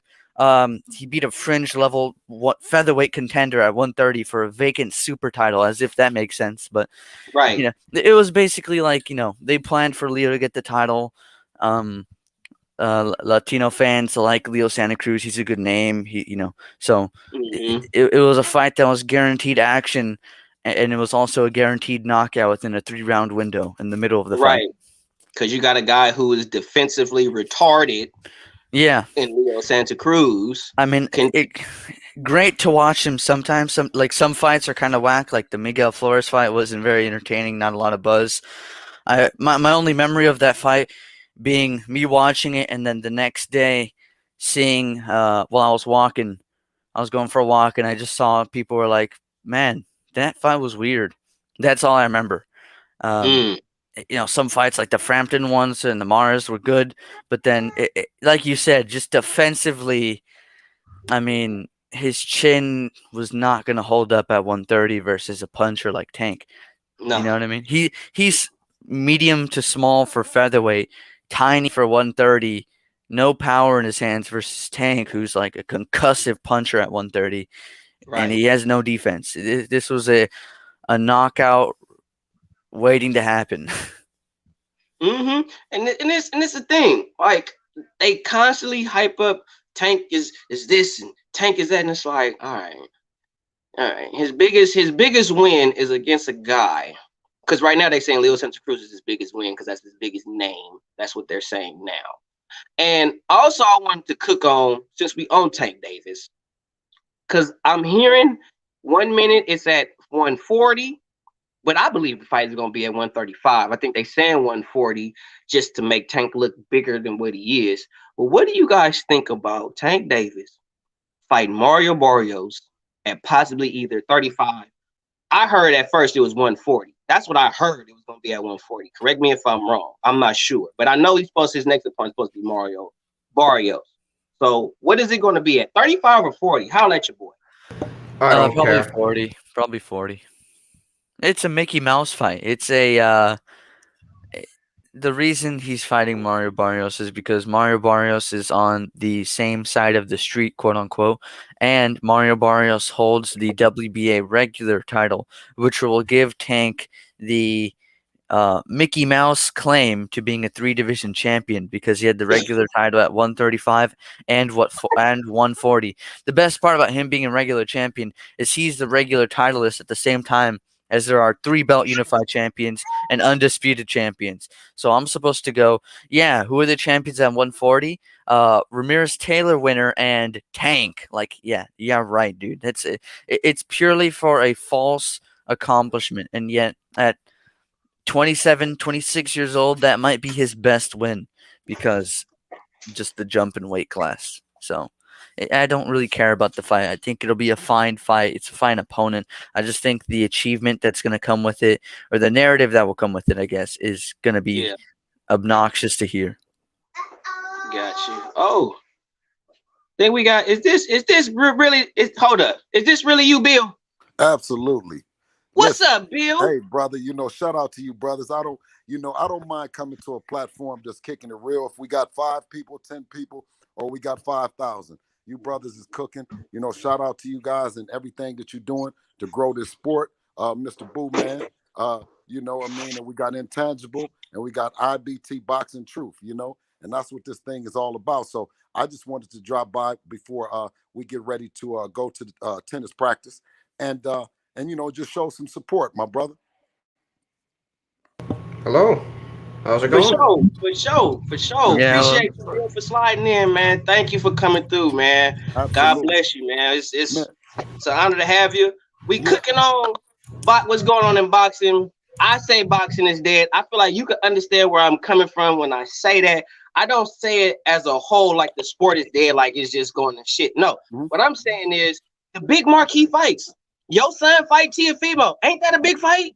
Absolutely, brother. Big Well, you know what I fight. like? I like to see the fact that you was cooking, and then I hear somebody has some kids in the background. Is that you that got some That's kids? me. That's Oh, me. I got absolutely. three daughters. Hey, man, congratulations, King. Keep on working, keep cooking. You know what I mean? And your point is valid. Each and every person, um, we as fans, right? We as a people, we make up this sport, right? The checks that Devin cashes, they come from the people, right? And to get the admiration and appreciation of the fans, for actually, in Devin's case, putting his name on the list to fight and make the biggest fights happen. And for you to tell me, okay, to see Devin in a big fight, and it would be a big fight, whoever it might be, is a pleasure, right? And it's Hmm. something that we have worked. Of course, Devin, I mean, over half of his life, right, and me, a long time working to get in this position, and we look Hmm. to deliver, brother. Win, lose, or draw. Being able to fight and the biggest make one of the biggest fights that I feel that can be made in boxing is Devin and Tiafimo. But it takes Hmm. two to tango. they've been saying, creating this narrative that we need to fight somebody else, to fight somebody else, to fight them. You see what I'm saying? But as you Mhm. just carefully pointed out, you want to see Tiafimo and Devin, and so do I. Yep. That's what I want to see. I want to see Tiafimo, Devin. I mean, to be real with you, and I don't knock Tank, but I don't care about seeing your son fight Tank. I'm not interested in seeing your son fight somebody at 130 pounds. I get it's a big Yes. fight because of Tank name, Mm-hmm, but mm-hmm. Tank a 30 pounder. Your son Right. finna fight at 140. It's Right. dogs at 140. I don't think he should worry about Tank, in my personal opinion. I feel like Tank is an afterthought. That's a little dude to him, Right. in Right. my Well, opinion. yeah, yeah. Well, see, I see at times it's bittersweet because every time when I decide that Tank is a 130 pounder and Tank is fighting Leo Santa Cruz's of the world and looking to fight the Abner Mars of the world, Tank jumps out there and then will say that the good brother over there in New Orleans. Um, I'm running a blank with his name.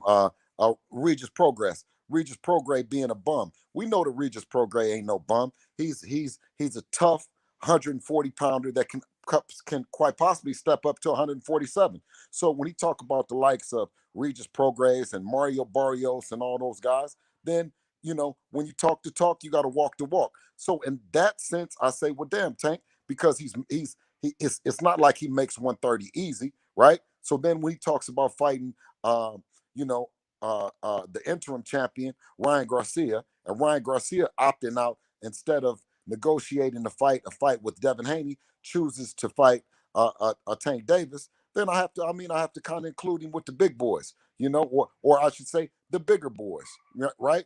And when we talk about making these fights happen, right? Only thing that we can do is just say to brother is that we are available. Got you, got you. So what do you think? Because everybody is saying that this Triller deal was bad business. Do you think that Teofimo taking this Triller deal was bad for Triller or bad in the sense for the sport of boxing? Well, Because now people might start trying to go to Triller to get that good, that them big numbers. Well, no, I think that it's just like Eddie pointed out. Anytime that you have competition in the business, it creates better opportunities for the fighters. Mm, When you only have one or two networks and one or two different promoters, right? They tend to monopolize the situation. With Thriller coming in, it's great for Tiafimo and the Lopez family having an opportunity to make more money than they would have made. But also it's not good for Bob Arum and the top ranked brand. So you hmm. know what I mean. It just depends on which side of the coin you're on to say whether it's good or not. Um, you know, but I think overall it's always good for the sport that a networks come in and bid and make big fights happen, right? So Gotcha. so we don't negate, and I've said it time and time again. I never take anything away from what Teofimo Lopez has done, Lomachenko has done, Tank Davis, Ryan Garcia, and the like. Only thing Hmm. that we say is that we're in a position that those are the kind of fights that we know that the people would like to see, and we want to make them happen. All right, and don't want to roadblock them with red tape of these guys aren't good or these guys denied us when we wanted to fight them and all those things. We just say that now is the time and not next. Got you. Well, Loke asked, no, Upheaval asked a question. Is the Linares fight already made? Well, like we talked about, the Norris fight is a fight that's on the table, of course. But only fight that would supersede the Linares fight would respectively be Devin and Lomachenko, right? And Hmm. Devin has the tools. He has he has the hardware. He has a network. He has a willing co-promoter and Eddie Hearn to step to the table and make an offer to Lomachenko. Whether or not Lomachenko then takes Devin up on the opportunity to get back in the game, at least at the level of being a world champion, that remains to be seen, right? The offer was put on the table, so then now we're just waiting to see if it's not Lomachenko. By all means, it's Jorge Linares, who is a 3 division world champion. He always comes to fight. You know what I mean? Either he's going to stop you or he's going to get stopped. It has all the makings for a great fight, and something that a fight that will pull out more tools in Devin's toolbox to show the world.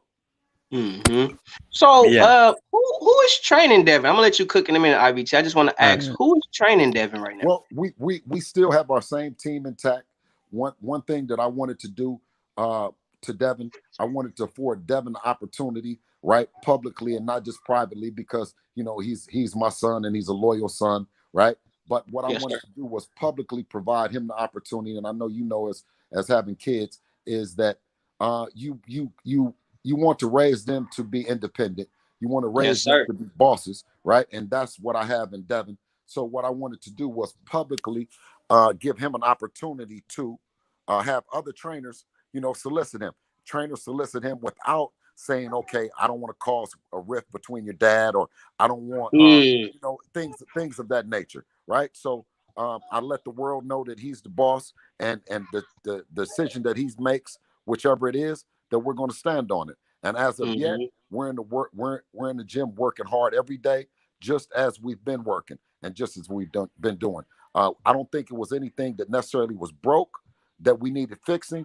I just thought that it would make us closer, both in and outside the ring, that I would make that announcement. And it was healthy for my younger kids to know that I would take a step back, and if Devin had an opportunity to bring somebody in, to spend more time with them. So it's just something that I shared that was going on in my life. I didn't think that it would have gotten as much attention as it did, but nevertheless, though, we're happy. Gotcha. Go ahead, IBT. Yeah, I just wanted to ask. Well, I wanted to say first of all, I think the Linares fight is really good. I personally, this is no slight to Devin Haney. I don't really know the situation at the time, but the Gamboa fight to me wasn't interesting.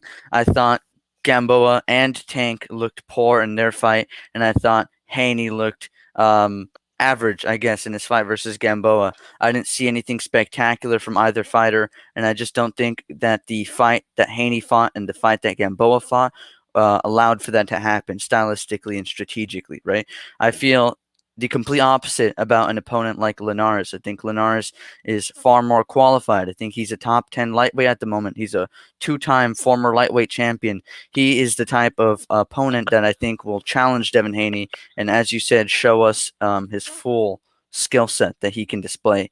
I just think the way Gamboa is fighting, the way Linares will fight, or at least I anticipate, I think Haney will be able to look better versus Linares potentially, right?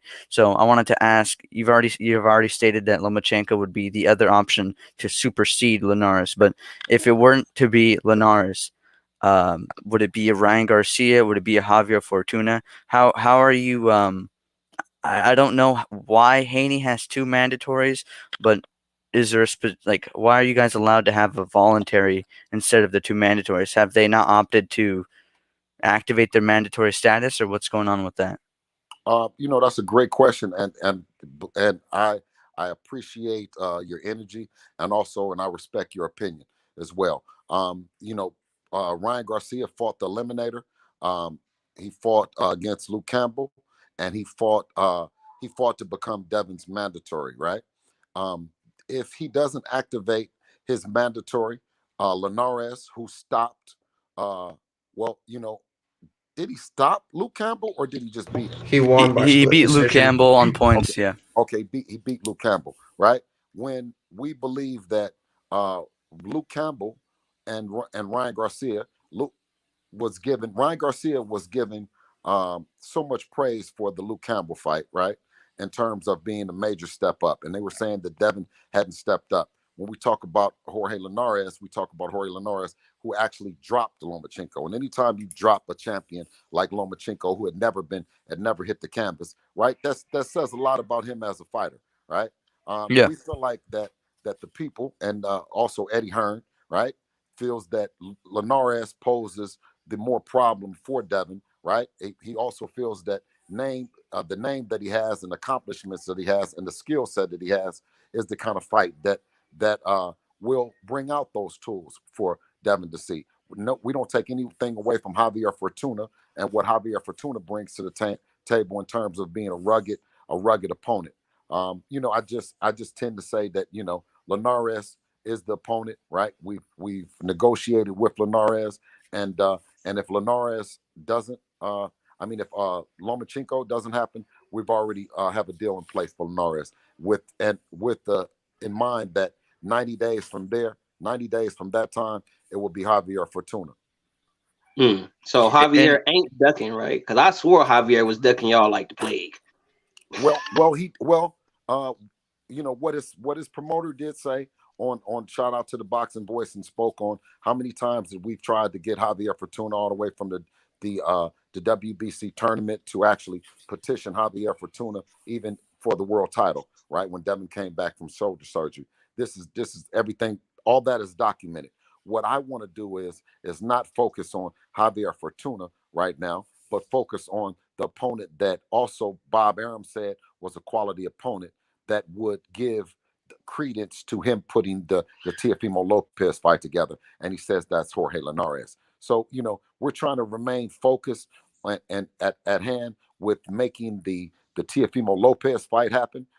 Should he get through Cambosos and when Devin gets through with Linares.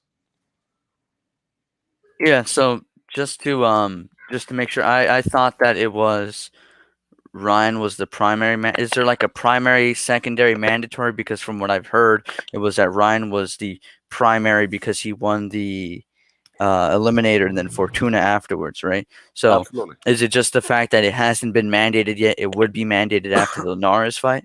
Yeah. Yes, because it hasn't been mandated.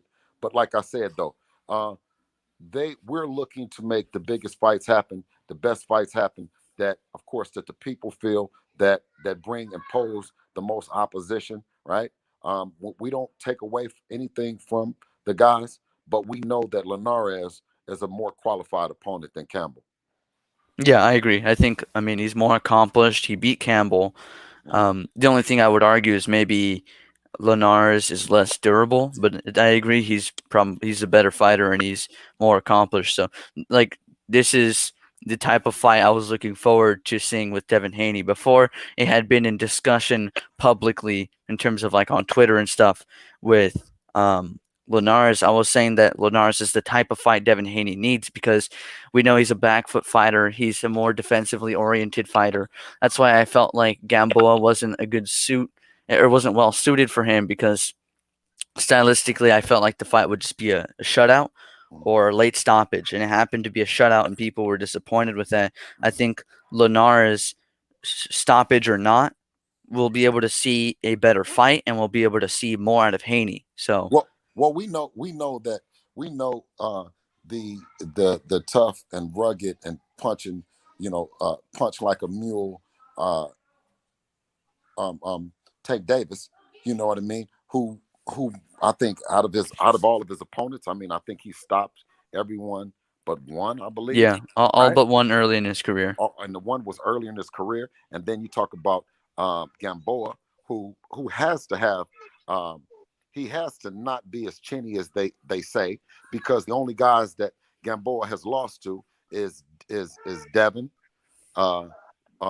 Crawford, Tank, Castellanos. and Yeah, then Castellanos. So when you talk about that, right?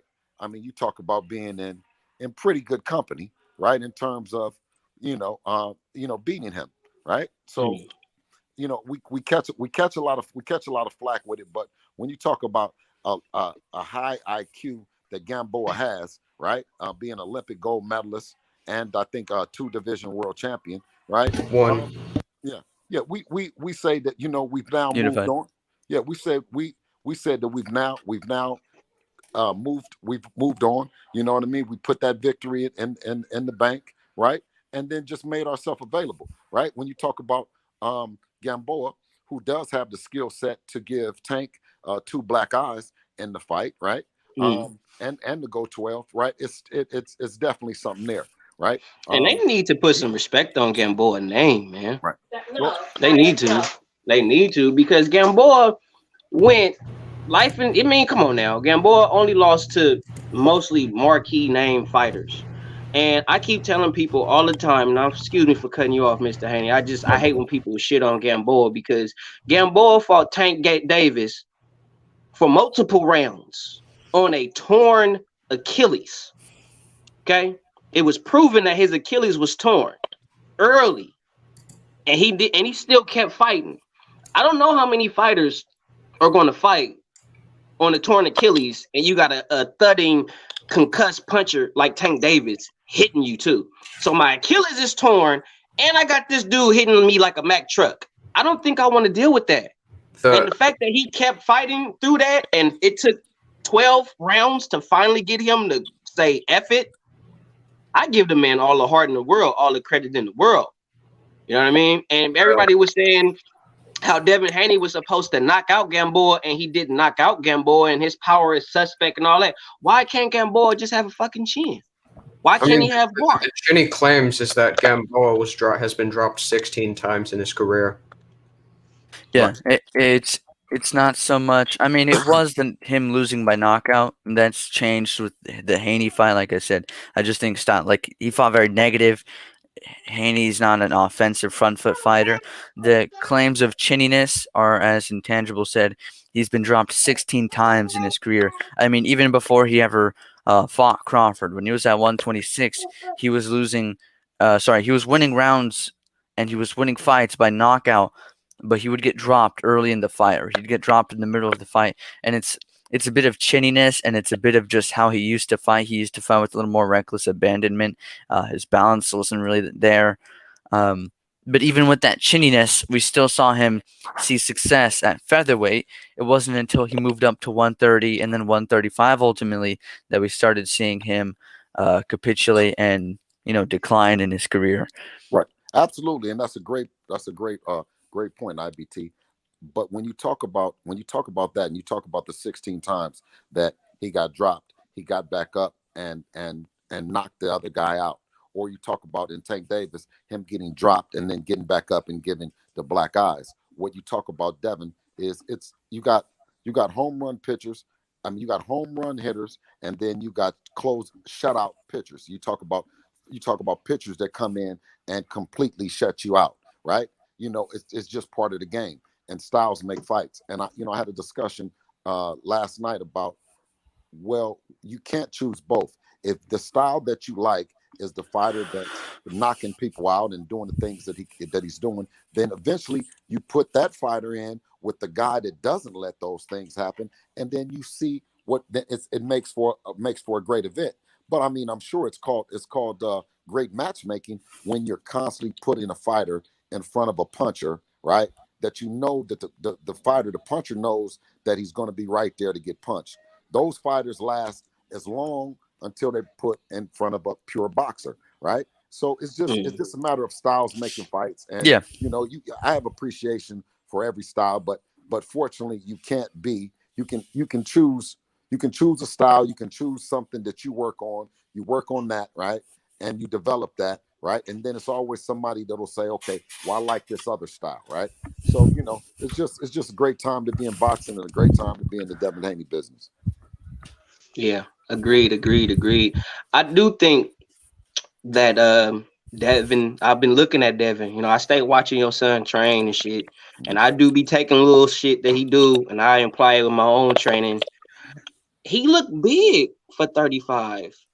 He looked big. Your son looked like he got maybe another year at 35, if that, Right. and he gonna be at 40 soon, man. Devin Right. is a young kid. He's still Mhm. developing in the sense to be a man. So how Well, much longer, Bill, is Devin gonna stay at 35?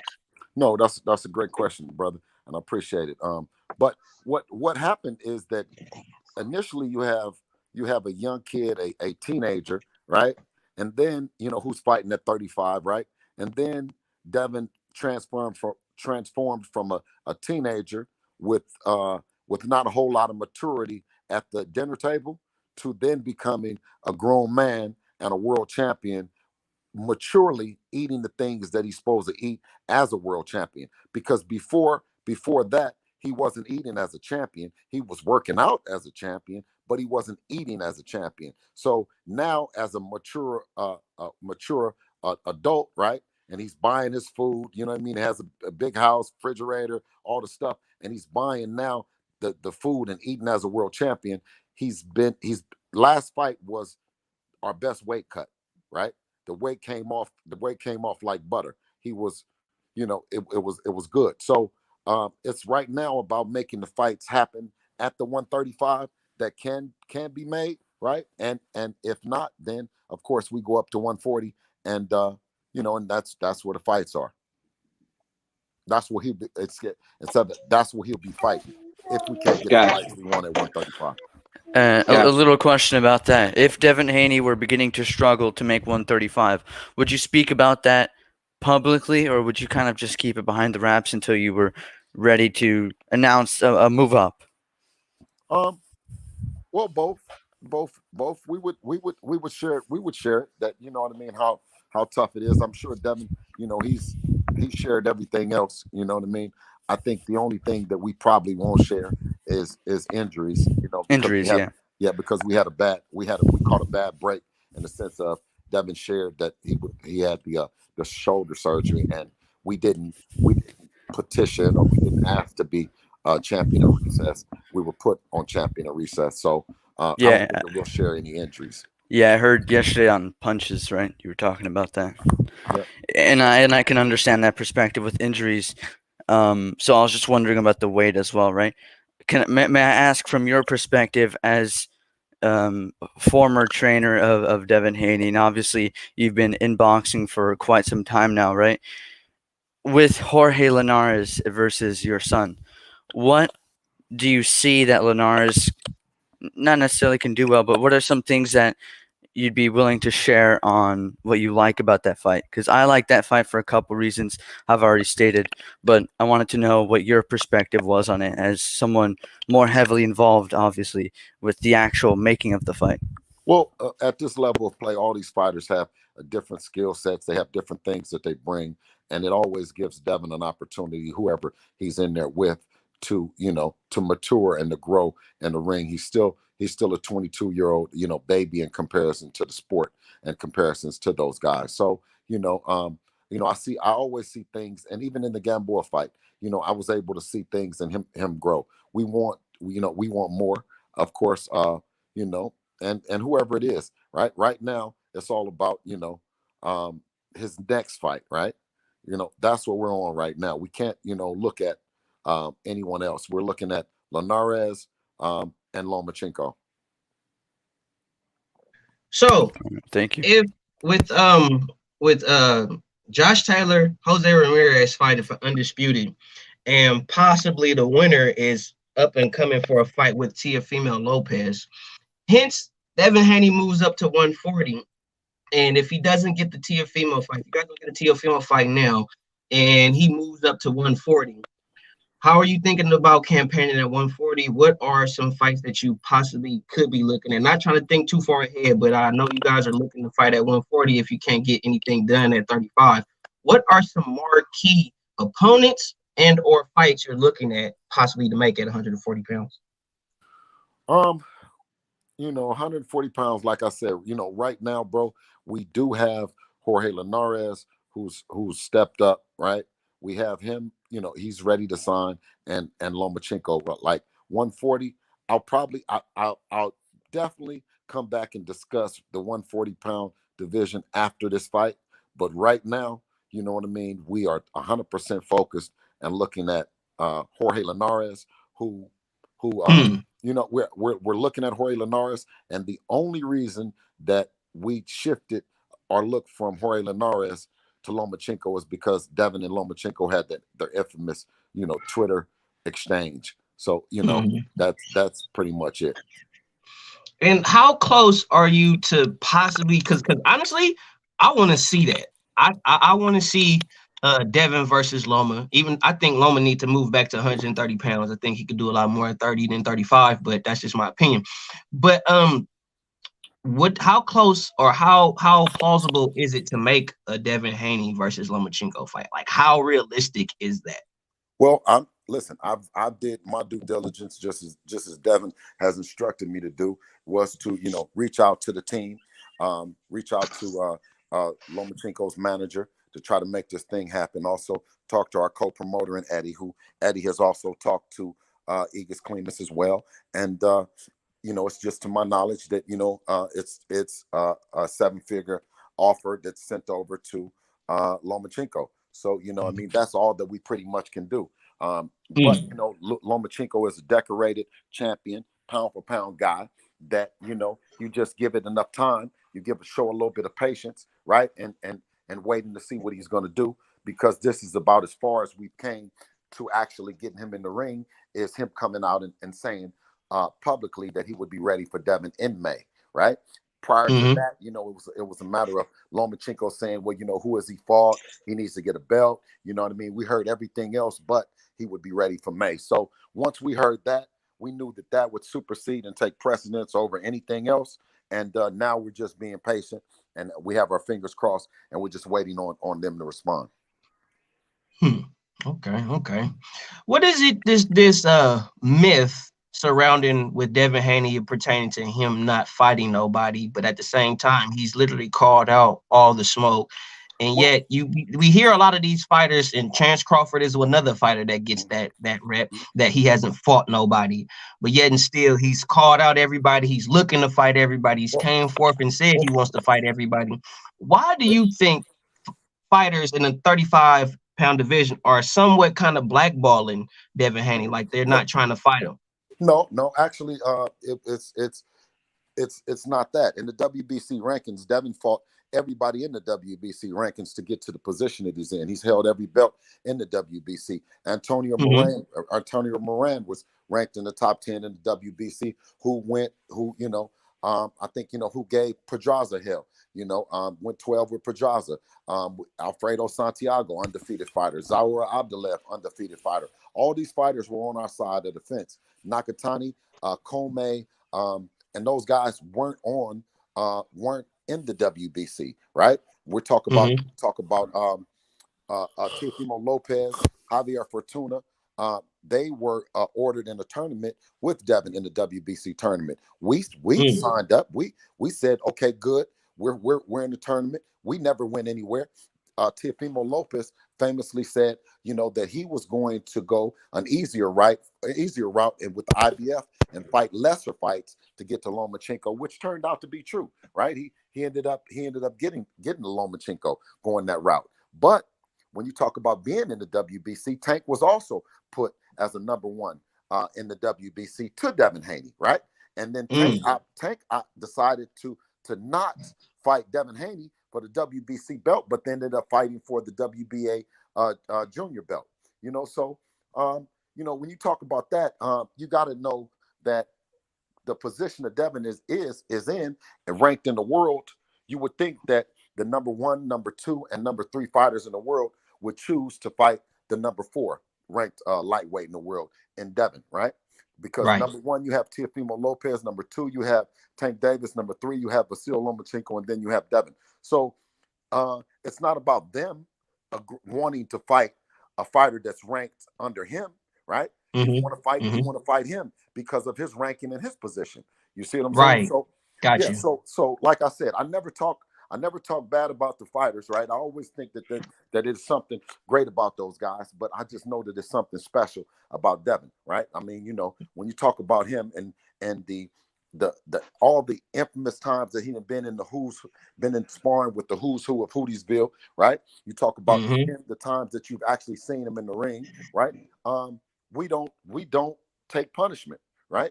And we learned that from a guy that's arguably, TBE, right? So at 22, and I told him that the rubber would meet the road, that now Devin is available, right? So it's only a matter of time before, the lies start catching up, in the sense of they're saying, okay, well, this fighter, I'm going to pick this fighter, I'm going to pick that fighter. And the people are the ones that pay the bills. I feel more confident in what the people's demands are than I feel about what any fighter has to say. The people will demand and pay for the fights that they want to see, right? And so I have all the confidence in the world that the people will put those fighters in the position to either fight or flee. Got you. What is Devin Haney's aspirations? If you don't mind me asking, what is his ultimate goal in the sport of boxing? Is it to be undisputed, or is it to just be a multiple division champion?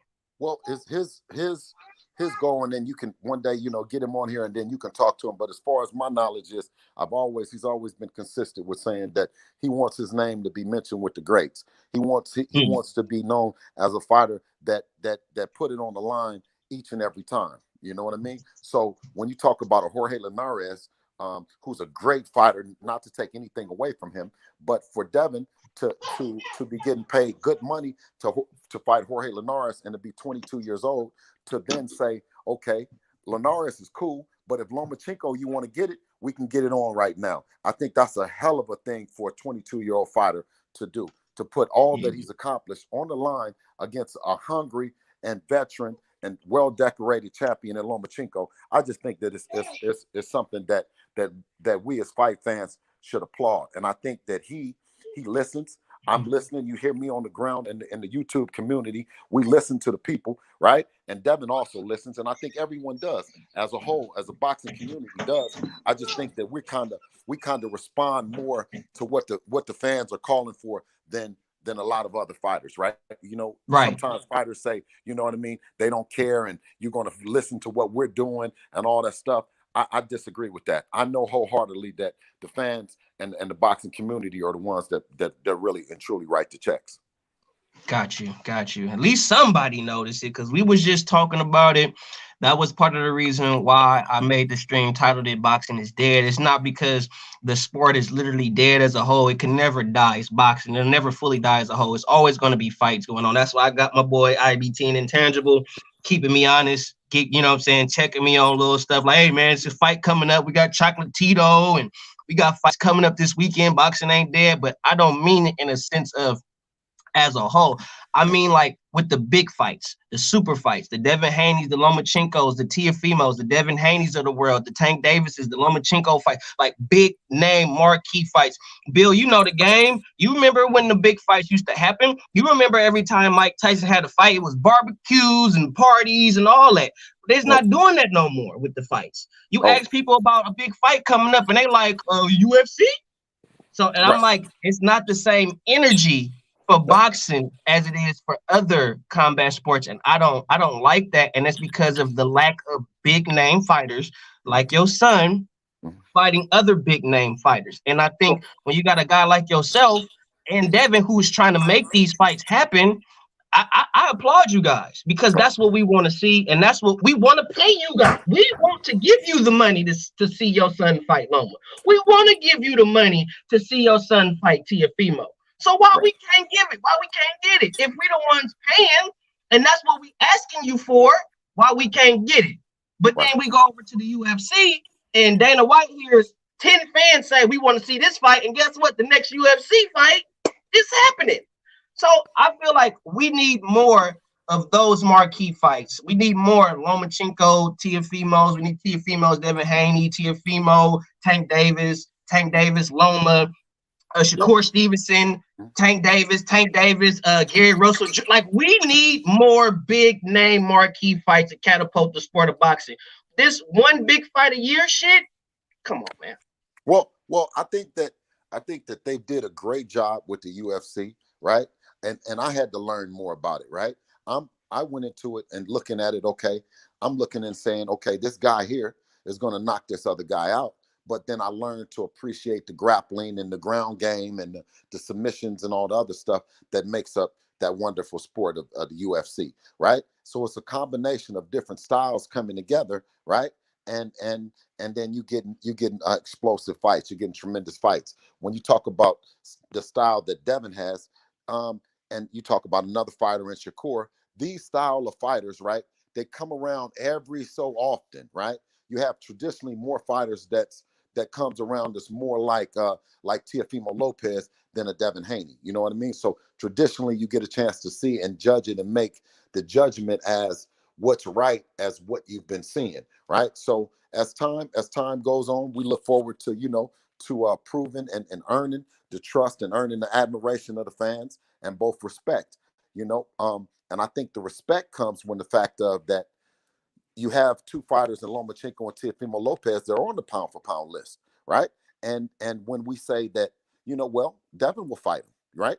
When you talk about knowing in the sense of Ryan Garcia is not asking for Teofimo Lopez. Tank Davis is not asking for Teofimo Lopez. You never hear Javier Fortuna talking about Lomachenko. You never hear Javier Fortuna talking about Teofimo Lopez. You know what I mean?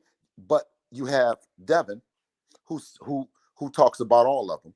You talk about Devin, who's available for all of them, and not just available in the sense of he's whispering, right? He got in the middle of the ring and called out Lomachenko, right? Historically, after his fight on the zone. So, when you talk about Teofimo Lopez and all the punching power, the one knockout power that he has, and the way that he just dismantled Lomachenko in the first half of the fight, then you have Devin Haney asking for that fight as well. But I don't hear nobody else calling for Lomachenko or calling for Teofimo Lopez. So where does that leave us at, right? That leaves us to believe that Teofimo Lopez should be calling for Devin. Lomachenko should be calling for Devin because that's what the people want to see. Yeah, that's what we want to see. And as soon as Teofimo beat Lomachenko, the first thing that I saw on Twitter, not Twitter, but on Instagram the very next day, the WBC boxing Instagram page had WBC mandates Devin Haney, Ryan Garcia. They literally mandated the shit. Literally. And then it was like, now Ryan Garcia is talking about fighting Tank Davis. Ryan Garcia talking about fighting Manny Pacquiao. But the WBC is putting up, he's supposed to fight Devin. Yeah, And you hearing Ryan Garcia talk about, oh, Devin, I like Devin. That's my friend. I like Devin. It's like, well, wait. Whoa. You next in line for that ass whooping. What's up?